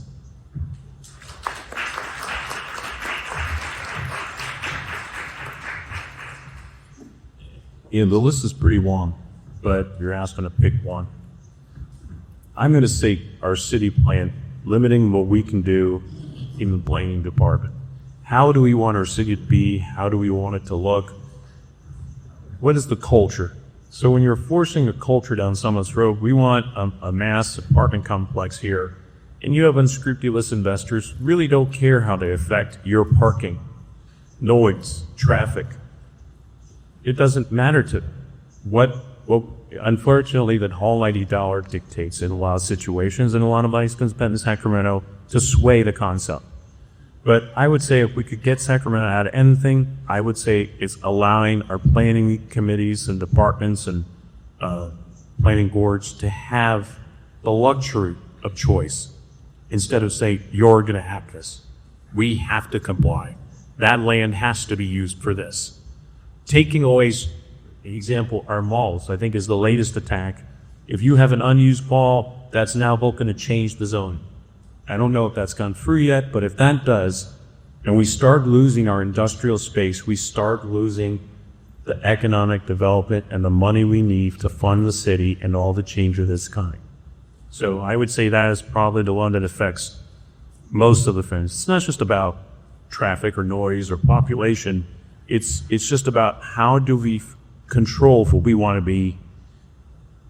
Yeah, and that's my take. I'm going to say plain.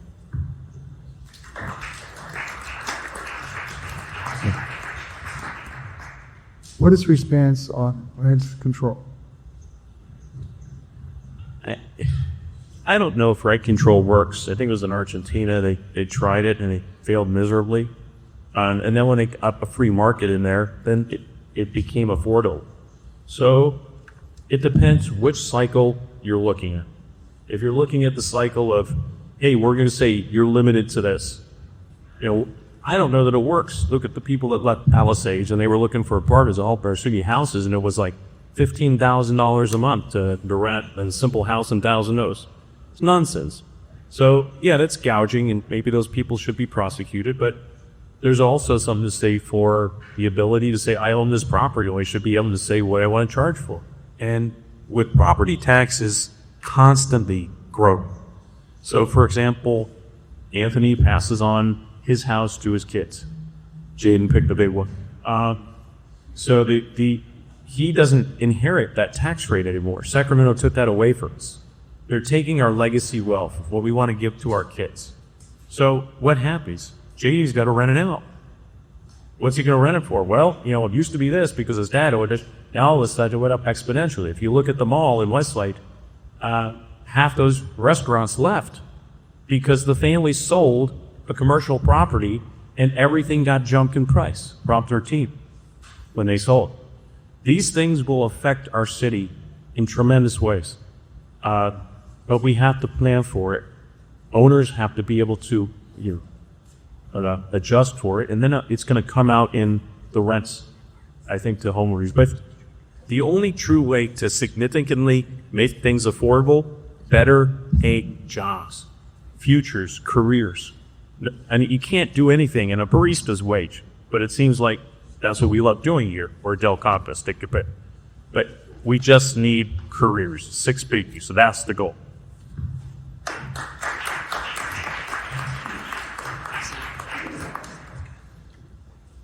Well, one thing that Richard did mention, our second time I moved to Simi Valley was about a year ago. My wife and I, we had a home out to dinner, and it was taken away from us in the Eagle fire. So as we stay in the house, the fire get closer to us, and the fire trucks come through and say, you got 4 minutes to get out of here.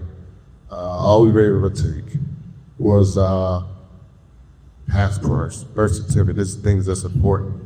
And I asked my wife, I said, where you want to go? We could go anywhere. She said, you know what, we're going to Simi Valley.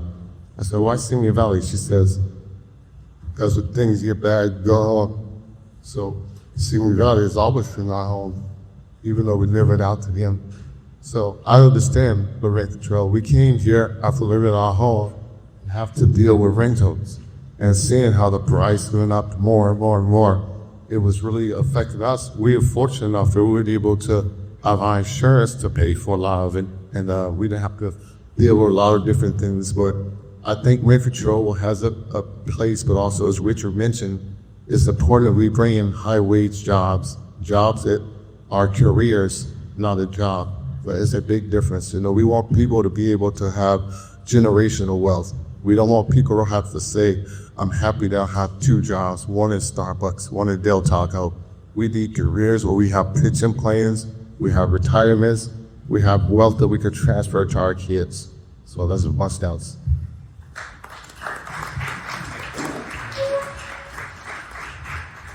Okay, I'm not a fan of rent control. I'm not a fan of the government telling anybody what their market value is worth for their home or any look at. I'm not a fan of the government getting involved in telling you how your home should look or where you should park your RV or anything like that. The government's business is not that. Rent control is not the government's business. Anytime the government does get involved with rent control, the market usually tanks. There's history of it happening every day. Look at New York right now. New York's got a hard time, very hard time with the threat of it. Again, that being said, it is a strong market. You don't need to rent. The market will figure itself out. In California, your price control goes back to everyone is having with insurance. Insurance is the way it is in California because of the fact the insurance companies were not allowed to raise their rates in a certain time period or a certain manner so that they could maintain costs. So now the insurance companies said, well, we're just going to leave California. They're not allowing us to do business. So now most people are struggling to find homeowners insurance, car insurance, everything else because of that decision. The market should dictate prices, not the government.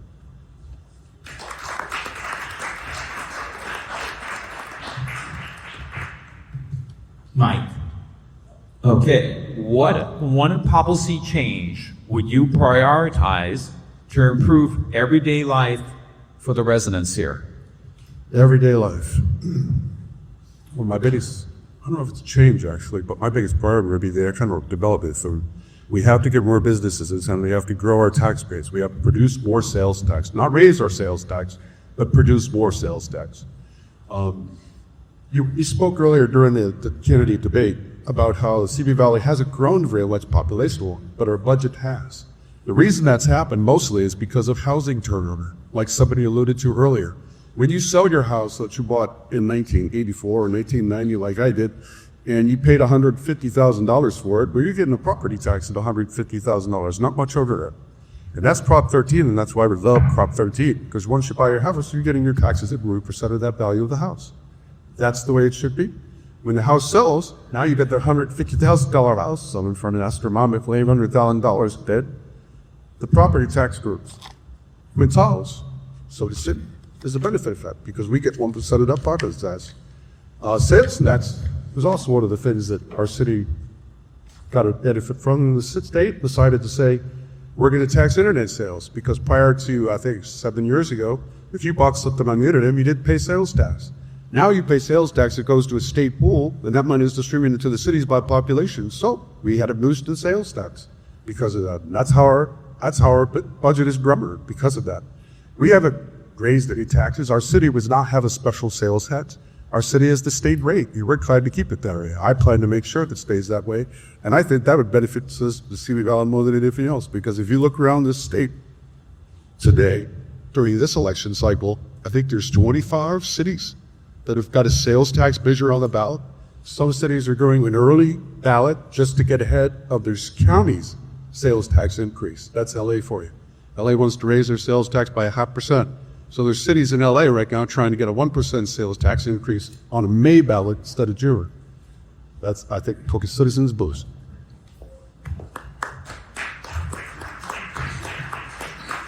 Sorry. One of the changes I will make is bringing in not only economic development change, but business development. I was reached out, obviously I'm just a nobody in this community, by the owners of the new indoor simulation golf, Brandon and Cody. They wanted me to go and talk to the city because they're trying to get the business open. They were having a lot of headaches, and this business is bleeding $10,000 a month ever since July. They're having a hard time for their bureaucracy. One of my liars is Simi Valley open for business, closed for bureaucracy. We just went through a lot of wage negotiation to ratify some of our contracts. I think the education for our workforce in the city would be to let them start having an entrepreneurial mindset. So we go to open up these businesses, they need to understand that it's a win-win. The sooner they could start operating in the gray instead of operating in the black and the white, we could start bringing businesses in here. And these guys can be our disciples to get more businesses into our city. Because what they need to realize is if these businesses aren't opening it and they're being impediments to this growth of our economic growth, where do they get their wages from? The majority of it coming from business tax. The businesses are not open. How are we going to get paid? How are you going to get those higher wages that we deserve in this city? So I think if we were to have more of a policy change on getting these businesses open, it'll be much better. TJ Magichurch told me he was on this world program, Little Weddings, and they wanted to do an episode here at Simi Valley. They dared to go to Westlake to do it because we could get the permitting processes. Now, our permitting is at 24 hours, but maybe the studios we need 4 hours. So we can't sit fat down and copy think it's okay with 24 hours. That may not be what the market deserves or the market needs for us to grow our business community here. So there you go.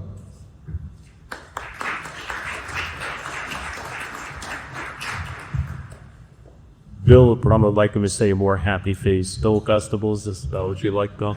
Oh, yes, I think if we had a better relationship in the city with the business community, we could stop or minimize all the unnecessary expense, big costs to have a business. I'll tell you a story.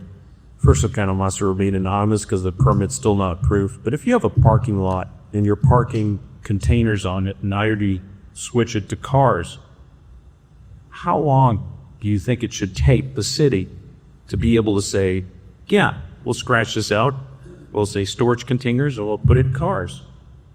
I think it's 7 months in Callan. So you got to pay rent on a facility for 7 months for the city to make a decision. I don't find that acceptable. I don't find that business friendly. And if we don't get our act together and we keep following our cues from Los Angeles, we will lose potential business. We will lose good employers because they're going to say, these people want me here. Seems like you guys don't care, guys. That, to me, is crucial. We have some young people in the room. They're going to say, hey, Dad, Mom, I'm going to Arizona. I'm going to Texas. I'm going to Florida. I'm going to go to Idaho because I can get a better job on houses are half the rate. How many times have we heard that? And it's horrible. You're tearing families apart because we're not doing a better job. And I'm going to tell you that to me, I'm business-centric, and I think once the money flows, we can build and do whatever we want.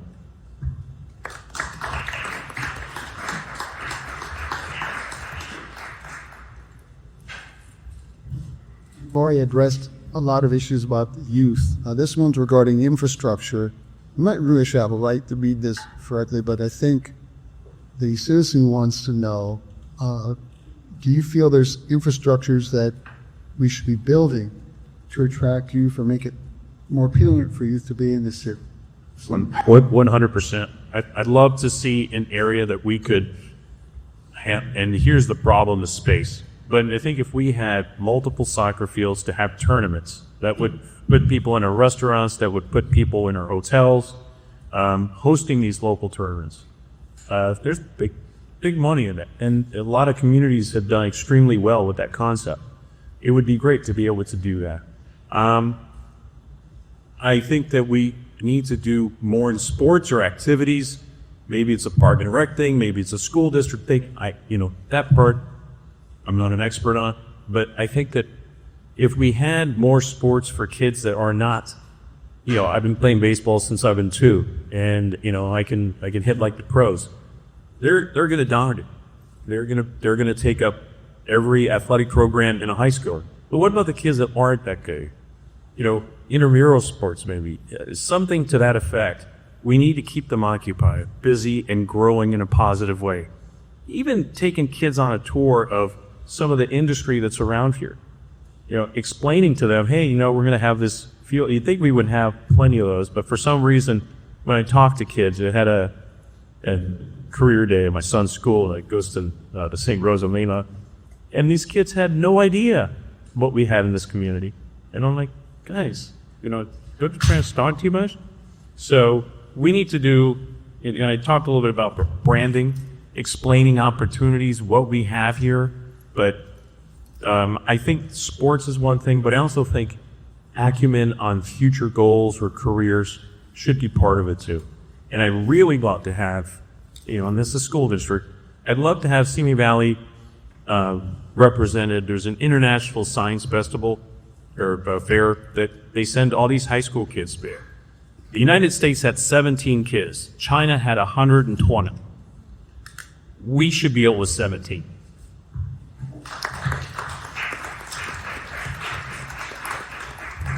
One of the things I believe for the youth, as I deal with it every single day, that's important for us is I went to the Boys and Girls Club because I had talked to President Shana Moore, and she talking about back in the day, they used to have an event called Fat Fridays, where the kids they go and pay. I see a lot of heads nodding, so I know a lot of you guys doing that Fat Fridays. But they used to go to the Boys and Girls Club, pay $5, and they go in there and have music, dancing, food, and it was a nice event, like a teen center for them. What happened was so many of the kids left out, went to the Regal Theater, and they had to shut it down. So I did, again, as a bias towards action, I says, what I'm gonna do, I'm gonna have similar to that.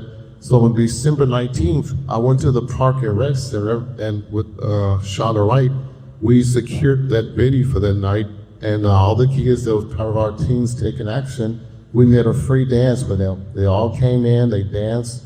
We had a video game trailer there, we had a DJ, trying to put all the exciting type of events for our kids, because I think you get repeatable results for things that you make important for you.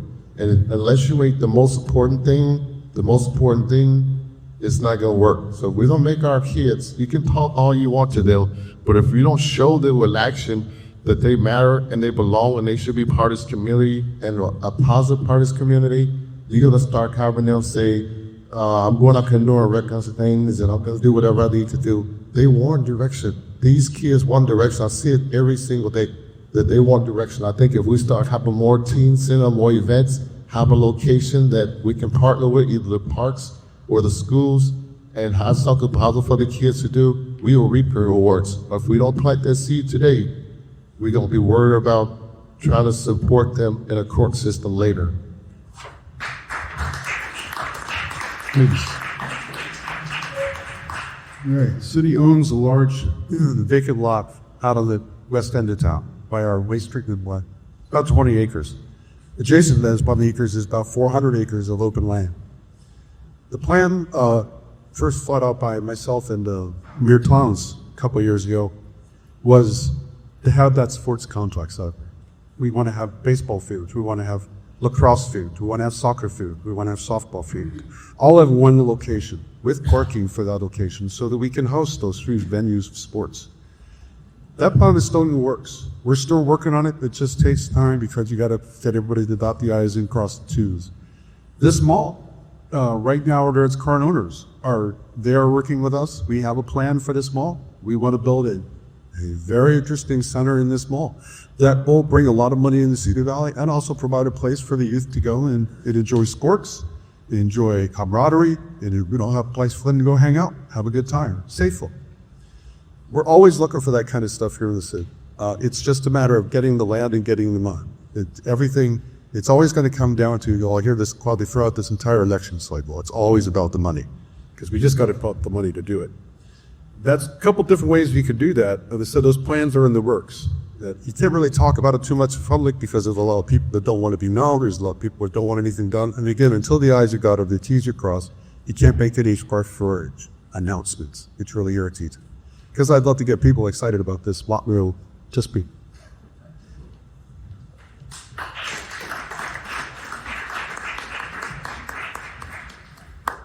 Okay, this question, of course, is for all the candidates. We're going to go back to the quote here from Mike Judge. It's all about the money. And I find that in the process of putting together a budget, that the end result oftentimes is what's called a status quo budget, that public safety gets a certain percentage and all the other departments get a certain percentage. How are you, if all factors remain constant, meaning you don't grow revenue, or at least to the extent that you want to, how are you going to shift revenues, or even will you, to reflect the new priorities that you'll bring to the city council? Well, I think this goes back to my sweet spot, is waste elimination.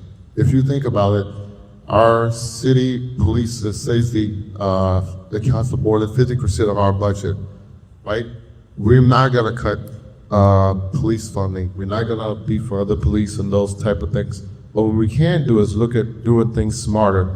Last year, there was a stint in our year where there was 13 officers that went to the police academy. By the end of this, it's called a pitch. By the end of this time frame, only one remained, either for transfers, either they failed field training, or they did make it through the academy. So if you think about those wages, and they get their certification, they transfer to Burbank and Glendale and Santa Monica because their revenues are higher, they could pay their police force more. They're allowing them to get $45,000 sign-up bonus to take our officers that we train. We can't recruit that money. So if we don't have exit interviews and find out why do they leave, that's just the definition of insanity. Doing the same thing over and over and expecting different results. So I think if we were to manage those waste that we're losing and generate the finances for it, we can still do it with a static budget. There's so much waste that we have in our city government and the government. You know, we're not no different than anyone else. I'm not saying that this is a horrible city because Samantha Albright does a great job of balancing our budget. But what we have to do is start focus on waste, because that's what's important for our community with a stagnant amount of residents that we have in the city.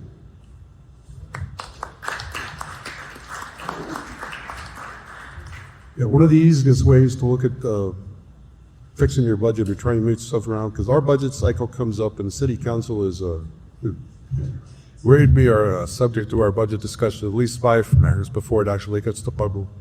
So we had the opportunity to make changes on the budget during that entire process, and we did. A lot of our city council, all of our city council members are very, very enthusiastic about moving money around, making sure that everything gets paid for. My proposition, and always has been and always will be, is find ways where we can find ways where we can outsource city services to a private company that doesn't require us to pay CalPERS, that doesn't require us to have an unfunded pension plan to for.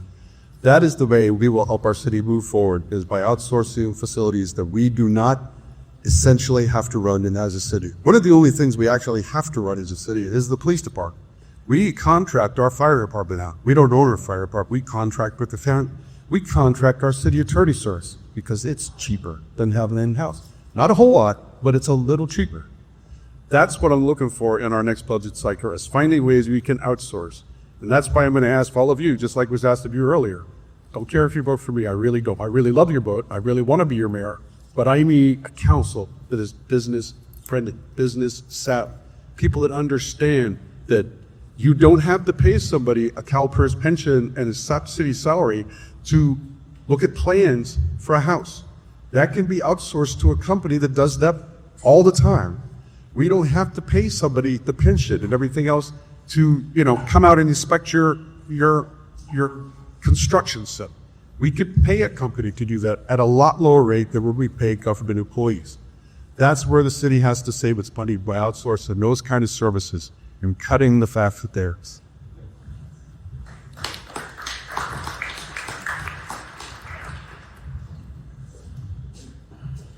You want to repeat the question? In most instances, budgets are difficult to change the funding priorities because certain departments, public safety and other departments, have kind of a set amount of money that they get each year. If that reality, so if all factors remain constant, meaning they're not changing, hopefully you do get new revenues, but the reality is it's difficult to get those new revenues. So if you're dealing with the same amount or approximately the same amount of revenue, and oftentimes the budgets are sizable budgets, how are you going to change the budget, how are you going to influence how the budget's changed to reflect your priorities? I personally think that we can increase revenue by simple things. For example, we're talking about Amazon, and I'm sure most people are aware, maybe they're not, that we get zero tax revenue from anything coming out of those Amazon buildings. All the tax revenue goes to Oxford. I would simply say, let's put a business permit in. If you have 15 or more vehicles, you could pay $250,000 a year flat rate. Or maybe you want to pay the tax here. Figure it out. Not that I want to upset the panel, but that would be a quick way to get a base. I think that if it was down to, let's say we were all out of options, we have to look and see how we cut things that don't affect people's jobs in the city. Unnecessary expenses is what I call those. And that's what we do as business people. Whether I can take a person who answers the phone and put them on another task, and now I have AI answering my phone. And whether you like it or not, trillions of dollars are invested in this technology. It's coming, it's here, and it will be replacing people. So that's something that we have to look at as city management. How can we utilize? Will robots be doing our landscaping in 5 years? That's a reality. Are we looking at that? Are we going to say drone delivery is allowed in Simi Valley, or are we going to say it's illegal? We have to think ahead, because when we don't, we fall behind. So I'm going to say planning would allow us to stay ahead of those budgets, but if we can efficientize the simple things, I think that's how we meet those budgets. And if we have to cut, we cut. But the goal is not to. Find ways to keep jobs, at the same time reduce costs.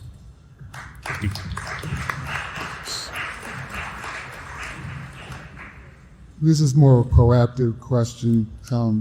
We're empowering the citizens. We've been surrounded by fires several times since some decade. The power outage, we had earthquakes. What can you suggest that the city can use to empower more to know about the resources they need to address the mistakes that will come up, but we don't know where? Well, of course, I get to cheat over theory because I know a lot more about what's going on in the city than probably my colleagues do. But we have a program in the city, it's called CERT, and it's a emergency management training. That is one way everyday citizens be involved and know exactly what's expected of them and how best to help themselves and their community when there is a natural disaster or an emergency, is to attend that CERT program. Other than the CERT program, we also have our city newsletter. The city newsletter comes out quarterly, I believe. Pay attention to that because it comes out, it's an interview for you. It'll just come to you in your email. Pay attention to that. It talks about a lot of things, where there are classes and events going on. Our senior center is hosting an event next month with Edison to help seniors prepare for power out.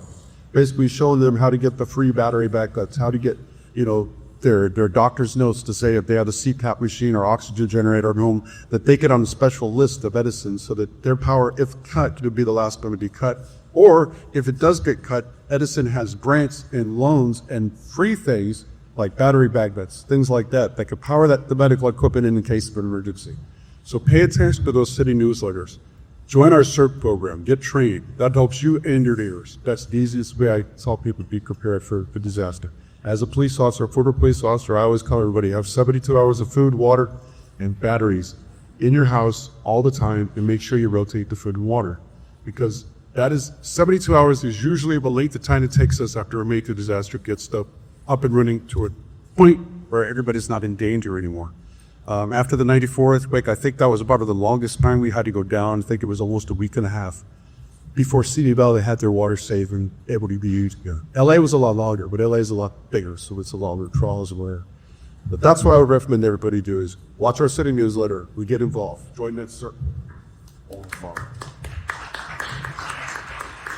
Okay, you guys, Benergy, I've heard many times PSPS, Public Safety Power Shut-Off. So I attended an event with the SoCal Edison at the Ellis Lodge, and they talked to us about how this year expect 50% more shut-offs than we had last year. as a business owner, that can be very, very detrimental and almost unrecoverable for businesses. And as a human, if you have medical devices, that could be life-changing, literally life-changing. So I think making sure you're prepared and you're ready is very important. As I mentioned earlier, being part of the fire, it's important that I looked at the trash and things like that on the freeway. That's fuel. That's fuel. Those things you don't realize, if one of those plastic bags or paper or embers, it could be in Big Sky, you hit someone at Texas Track and set your homes on fire. So I think being proactive was the best way for us to do it. Also, I feel a lot of pain for a lot of our residents that talk about every single Thanksgiving, their homes, their lights are shut off in the same grid, same area. So again, definition of insanity, right? So if we have Edison on different grids, what if we had tighter air switches? You know, what if we had air switches and then they lights and power in a smaller area instead of a wider area? I know we do have some systems that allows that, but I think if we just get tighter, get better, day after day, and make progress and not perfection. That's all our city, that's all residents want. Our residents, they don't want perfect government. They want a responsive government. As leaders, it's our responsibility to them to not disrespect their votes and give them that responsible government.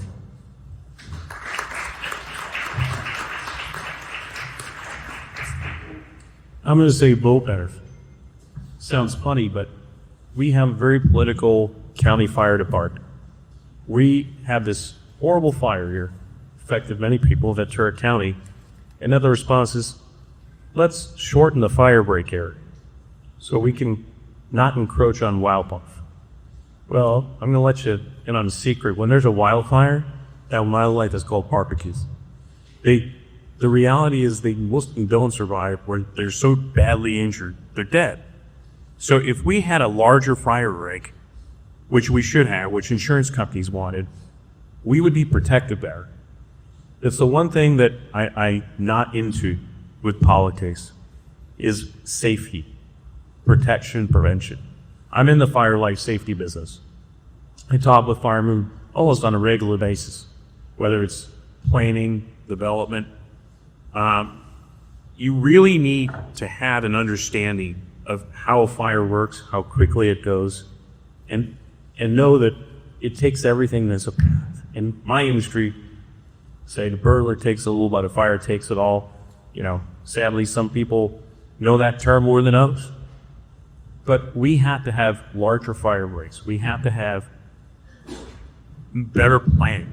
I have homeowners associations that have water trucks that when they're high winds, they just go ahead and start dousing some open areas where they think there's going to be a fire. Maybe we could do, but we need to get politics out of the fire department here in Ventura County. I'm going to say that is probably, in my opinion, the biggest trouble. We don't want a fire chief appeasing politicians. They need to do what's right for us. There's a major project, I believe it's in between Ojai and Santa Paula, right where people could not get out, and they're going to put 1,500 unit complex. So how are those people going to get out? Our sheriff had to spell. Sorry, I didn't look at you, no boy. So just as a note to the candidates and the audience here, we're down to our last 3 questions, back and forth. We haven't talked, although it's been referenced in some of the earlier answers, you haven't talked a lot about the council-staff relationship. And obviously the staff is a far-flung entity, different departments and so forth. So I'll just focus on the city manager's office. On a scale of 1 to 10, 10 being total mission alignment, 1 being you're heading in opposite directions, how would you evaluate the council's alignment with the city manager's office? And if it's a high number, why is that alignment so close? Where do you see that fit? And if it's a lower number, where do you see there needing to be a closer alignment between council and staff? Well, I'm ignorant to answer this question because I'm not a council member, so Mike would be the one. But I think what's needed is respect and collaboration and a shared vision. So I think there has to be puts and takes. You have to be able to have dialogue and have some semblance of respect along those lines, because at the end of the day, the city council, we as members, we set the parameters, we set the guardrails, and it's the staff and the city manager's responsibility to manage within those guardrails. So if you don't have the correct city council members in office, they like the position, you can have kamikaze events, you could be working on budgets, working on strategy that has no North Star, that has no focus on where we need to be as a city. So I think there has to be alignment, because that city manager is responsible, he or she, for carrying out the mission that the city council set forth. So again, as Mike and Richard talked about before, it's important for us as citizens to elect officials that's going to be mindful of where you want the direction of your city to go, because all we are stewards of your vote. It is up to us to make sure that we're making the right decision based on you and based on what your projection for the city is. So make sure you don't have a city council that's like having events, a city council that likes putting on fundraisers or putting on things that's not business focused, and getting Simi Valley back to where it should be. Because at the path that you mentioned earlier, with stagnant growth and increase in budgets, we're destined to a failure.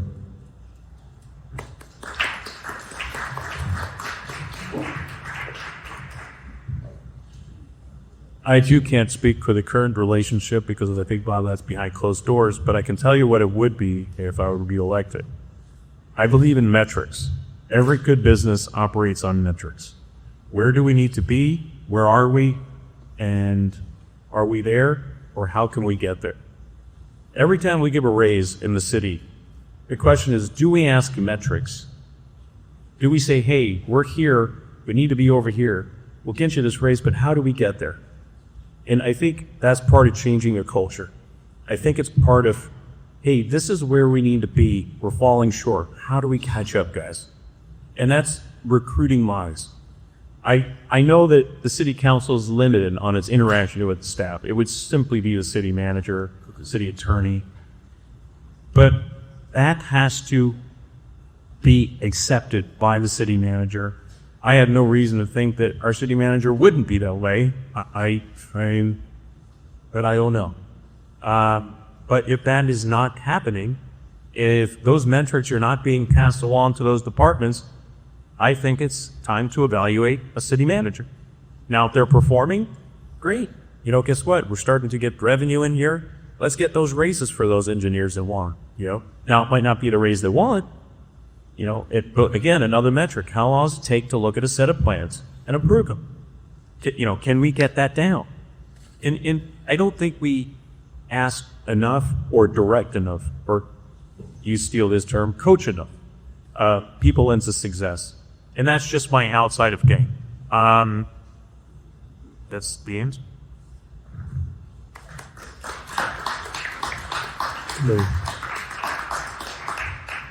Again, I'm going to say, I've said it a couple of times, I've been very blessed with Mike Freer of the City Council of having a very cohesive City Council. And that's very important, to have a cohesive City Council that has one vision for the city or the direction they want to move it. And along with that, we've also been blessed to have very good city managers. Our city manager currently, we say on a scale of 1 to 10, I'd say she's at a 9 as far as our vision with the councilor.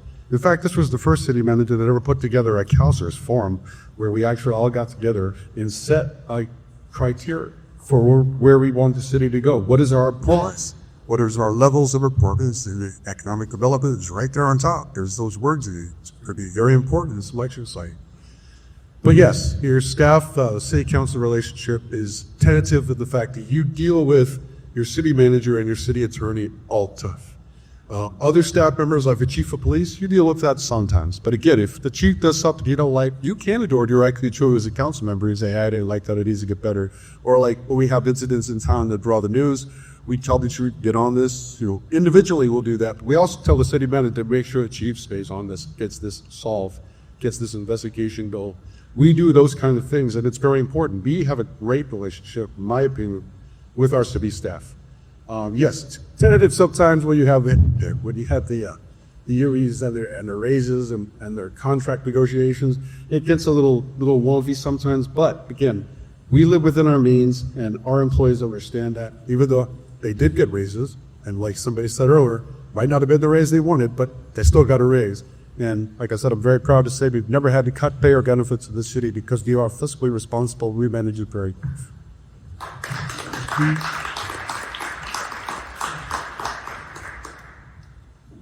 I'm going to paraphrase this question from citizens now. This is a problem that's happening, and you read about this in various cities around the country.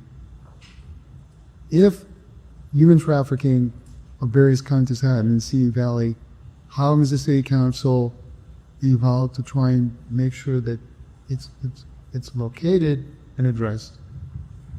Okay. Very good topic, a very good question, actually, by the way. Human trafficking is a scourge in our nation. Usually we find human trafficking in the Simi Valley and full of massage parlors. How many of you know these massage parlors? I mean, I'm saying you went there, I'm saying you know about them existing.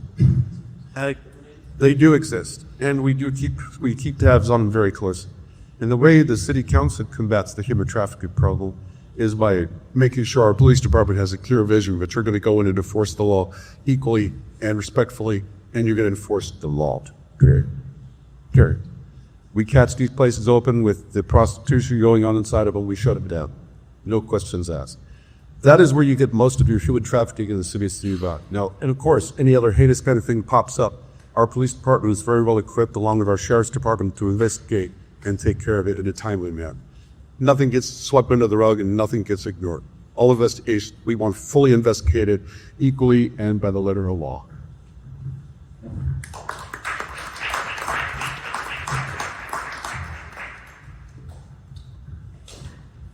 Sex trafficking is more prevalent than you realize. The 101 has been labeled a significant sex trafficking corridor. Children are the targets, and they can approach them online through a video game like Roblox or one of those many other online games where you can actually talk to people, or chat breaks. And sometimes it's a lonely kid, and next thing you know, they're black guy. I can tell you out of personal experience, a family member was being pulled into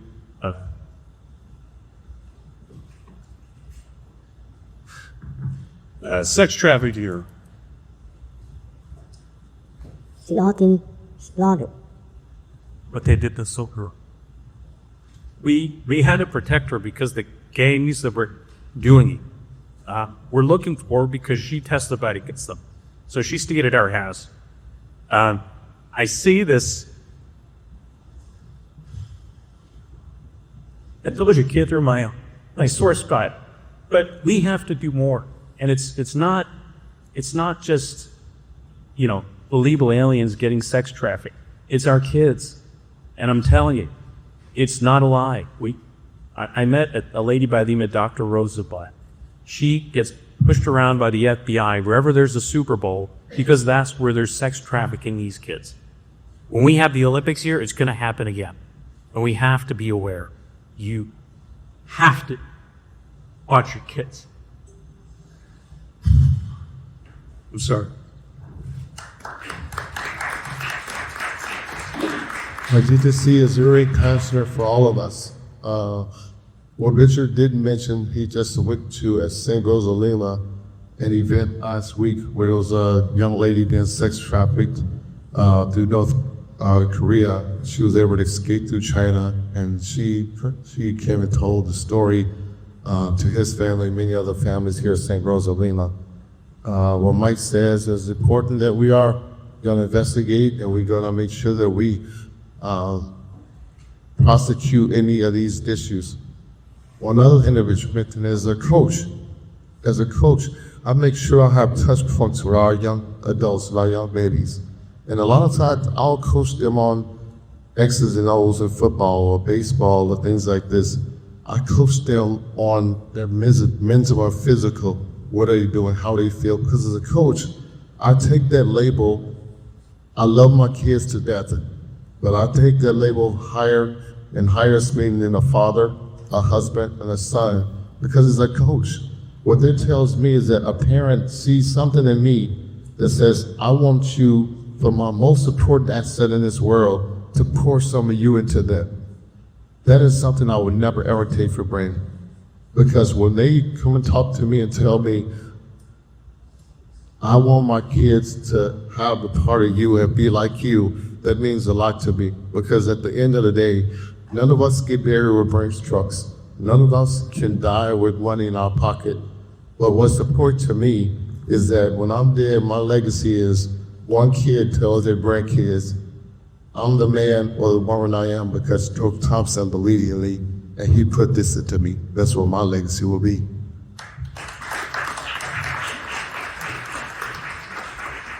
Okay, I think we do a lot of things great in Simi Valley. And to give you a hint on this question, one of the things I think we do great is our service clubs, that the health of the city is our service clubs. Tell me a little bit about what you would do for service clubs. I think service clubs has a point, a position to play, but I personally, I'm not looking for adding more dots on my resume. I'm not gonna go and insult people's intelligence by joining the Simi Sunrise Rotary or joining the Boys and Girls Club. Richard there, now you have joined that place. But the Boys and Girls Club or joining the YMCA board, that's because I'm running, that's not what's important to me. What's important to me is that even though service clubs has a point to play and a position to play, I believe in a funded impact is more important. I believe with the Simi Valley Bulldogs, with the Simi Valley High School football program, with my other life programs, I believe I've touched a lot more impact on our kids than having a group thing in a service club to build there and believe to be parts of. Although we do need service pros, I'm not saying we don't need service pros, but you also need to make sure that you don't have it where people like going there just to have breakfast, free food, have a social event. You know, the things that you got for Happy Face Deal, this great people come to Simi Valley is the first thing that they see. You know, the things that you do for the Police Foundation, beautiful things, you know, where police can't get things in the budget, you guys step in the gap and you make it happen. The things that Simi Sunrise does is great things, but to me, I'm just a person that has a bias towards action, and I believe in giving to the person or going being part of their life directly instead of the filter of being part of where a service of the may not get as much done as the Rotary does and the Police Foundation.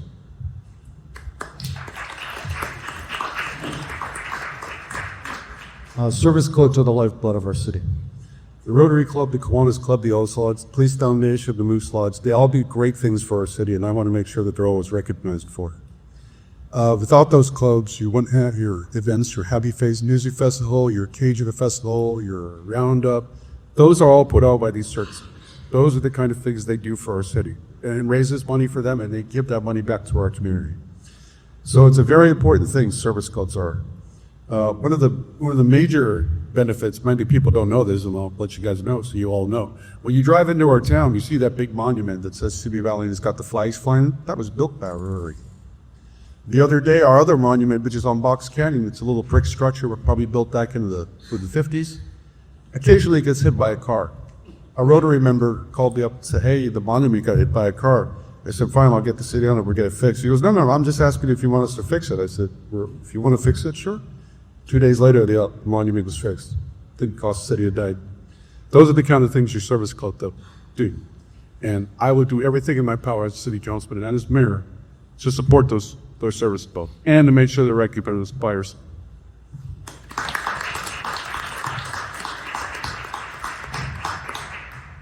I think service clubs are more than important in our city.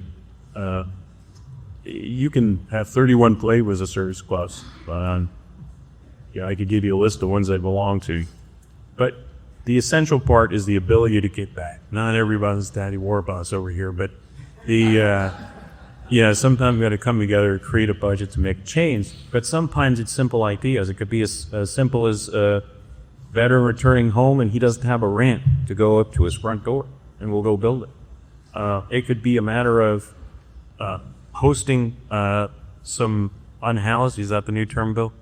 To people that to stay at our past programs, and multiple volunteer groups do that. And I'm in Knight of Columbus, so Simi Sunrise, that's why I took extreme offense to that.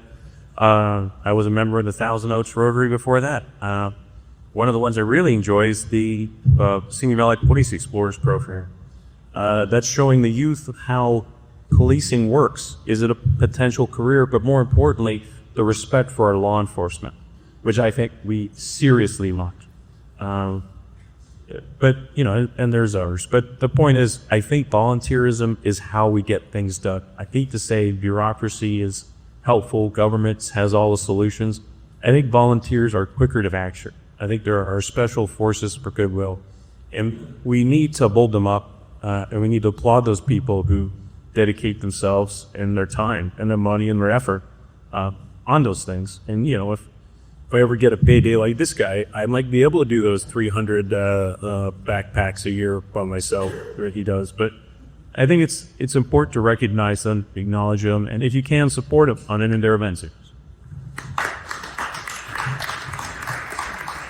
Well, and at the end of the question part of the program, we're going to conclude with 1 minute closing statements. Just feel free to take this in any direction you like for Richie or Kim. I apologize for that breakdown earlier, but what I was trying to get at is our law enforcement needs to be prepared. A lot of law enforcement agencies do not understand how to obtain evidence and prosecute child trafficking. It's very crucial that they understand that procedure. I'm for 100% our law enforcement agencies. I think we need to have a better relationship with them, and we need to support them because eventually they're upholding the laws that sometimes you want and don't want. But regardless, they're just doing their job. Economic growth is the key to everything. We have to create revenue for our residents, for our city, and also our infrastructure. And that the last part, efficiency. We got to get streamlined. We have to look at the future. We have to plan on the AI and the robotics and those things being part of city government. Efficientizing is key.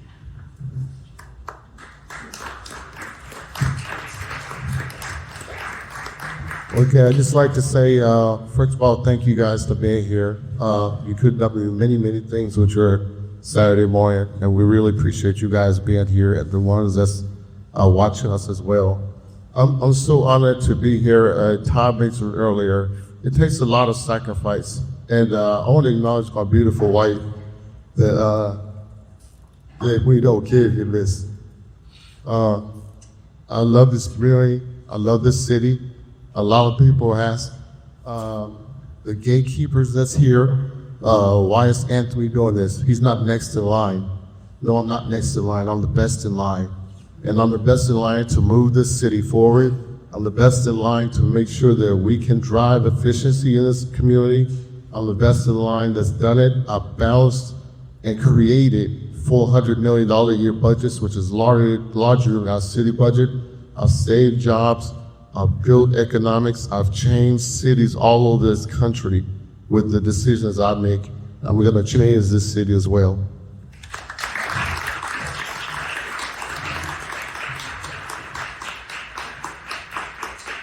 All right, my name is Mike Judge, and I want to be your mayor.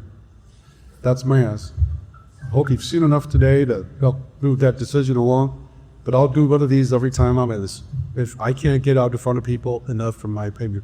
I want people to understand my vision for the city. The city has to move forward, the city has to make money, and the city has to maintain itself as a safe, family-friendly place, Gary. But my being elected mayor won't mean too much if I don't get these today. So I named these guys elected too. Thank you very much. Guys, after these end of that COVID, thanks so much, my friend, my fellow moderator. Thank you, everybody, for coming. Sorry, we may cut you off there. Yeah. Appreciate you guys all coming. I want to mention, bye-bye, Miss American Pie. Dominic Lee, we have free tickets on the table for tonight's show. As many as you want, so help yourself on the way out. Good luck to play candidates. Good area, guys. Thank you, guys. Appreciate you guys. Short tour is getting throughout today. Thank you, guys.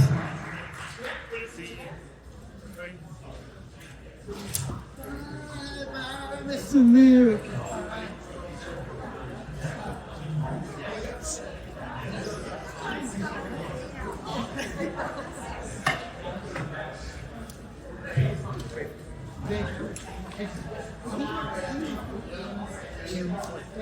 Isso.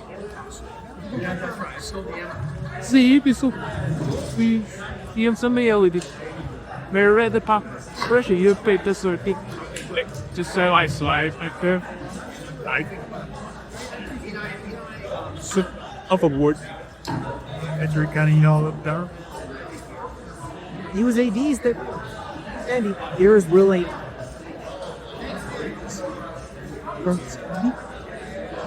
Isn't it? Let's see. Hands. Yo, Ashley. I gotta study some. Yes. Looks.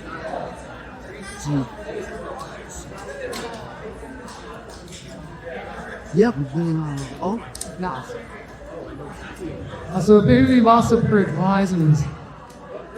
Lydia Burgess.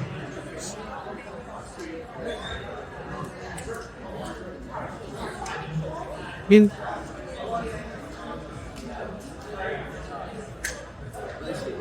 Do a quicker and you. Releasable.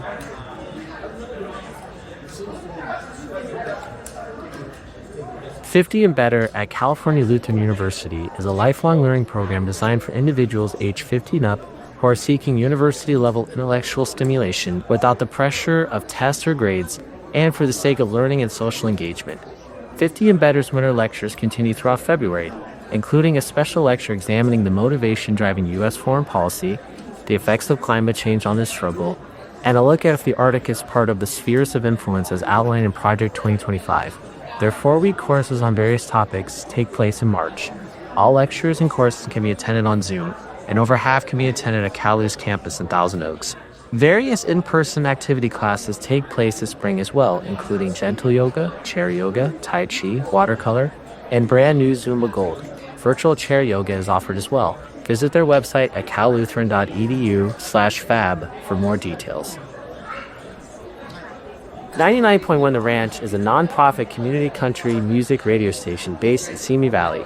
Broadcasting from studios inside the Simi Valley Town Center, 99.1 The Ranch serves Ventura County and the West San Fernando Valley with country music and local community support. Listen on 99.1 FM, the 99.1 The Ranch app, or online at 99theranch.com. At Mark Alton Care, they believe assisted living should feel like home. Their mission is simple: to provide seniors with a safe, comfortable, and caring environment where dignity and independence are always respected. Whether you're joining through California's Assisted Living Waiver Program or choosing a private pay option, Mark Alton Care can be the home for you. The Skateboarding Hall of Fame was created to honor the passion and dedication of skateboarding and contributions to its history and culture by pro skateboarders and industry/cultural icons throughout the decades. Since 2009, the skateboarding community has come together each year in Southern California for an induction ceremony to honor and celebrate the latest inductees. At Healing Miracle Massage, their staff knows the secret to tension-free living. They specialize in a variety of multi-technique massage and provide you with a clean, convenient, and comfortable experience. Have a sports injury? Let their healing hands relieve your pain. Need some self-care? Why not schedule regular visits with them? Are you having a special event? Give them a call. At Amend Healthcare, they believe recovery is more than a treatment program. It's a lifelong partnership. Their dedicated team provides compassionate care, evidence-based therapies, and the support you need to heal, grow, and thrive. Whether you're feeding a crowd of coworkers or just hosting a small dinner, mealtimes are made easier with Chick-fil-A catering. Order party trays, packaged meals, entrees, sides, and more, so you can spend less time cooking and more time enjoying the conversation with catered food made for you. Anthony Campo is a dedicated real estate agent with the Senate Group, brokered by eXp Realty. Anthony is known for being detail-oriented and driven, with a passion for guiding clients through every step of the real estate process. He focuses on Simi Valley and the Antelope Valley. Since 1985, Tender Life has offered a safe place to transform lives. Some of Tender Life's early babies have graduated from college, found their careers, and are living productive, fulfilling lives. With a capacity of 6 women at a time, the maternity home is a warm, nurturing refuge where residents are encouraged to focus on making their futures positive and fulfilling. They learn group and relationship dynamics, coping, and life skills. The City Center is a transitional living center for homeless families with children in Ventura County, equipping them to rebuild their lives and become self-sufficient. Almost 100% of their graduates do not return to homelessness. They provide their residents with a safe place where they can receive support through counseling, mentoring, case management, financial coaching, and employment assistance. They learn life skills necessary for self-sufficiency, acquire transportation, obtain employment, and no longer require government assistance. And we'd like to thank today's event sponsor, Benergy, which is brought to you by Scott Simi.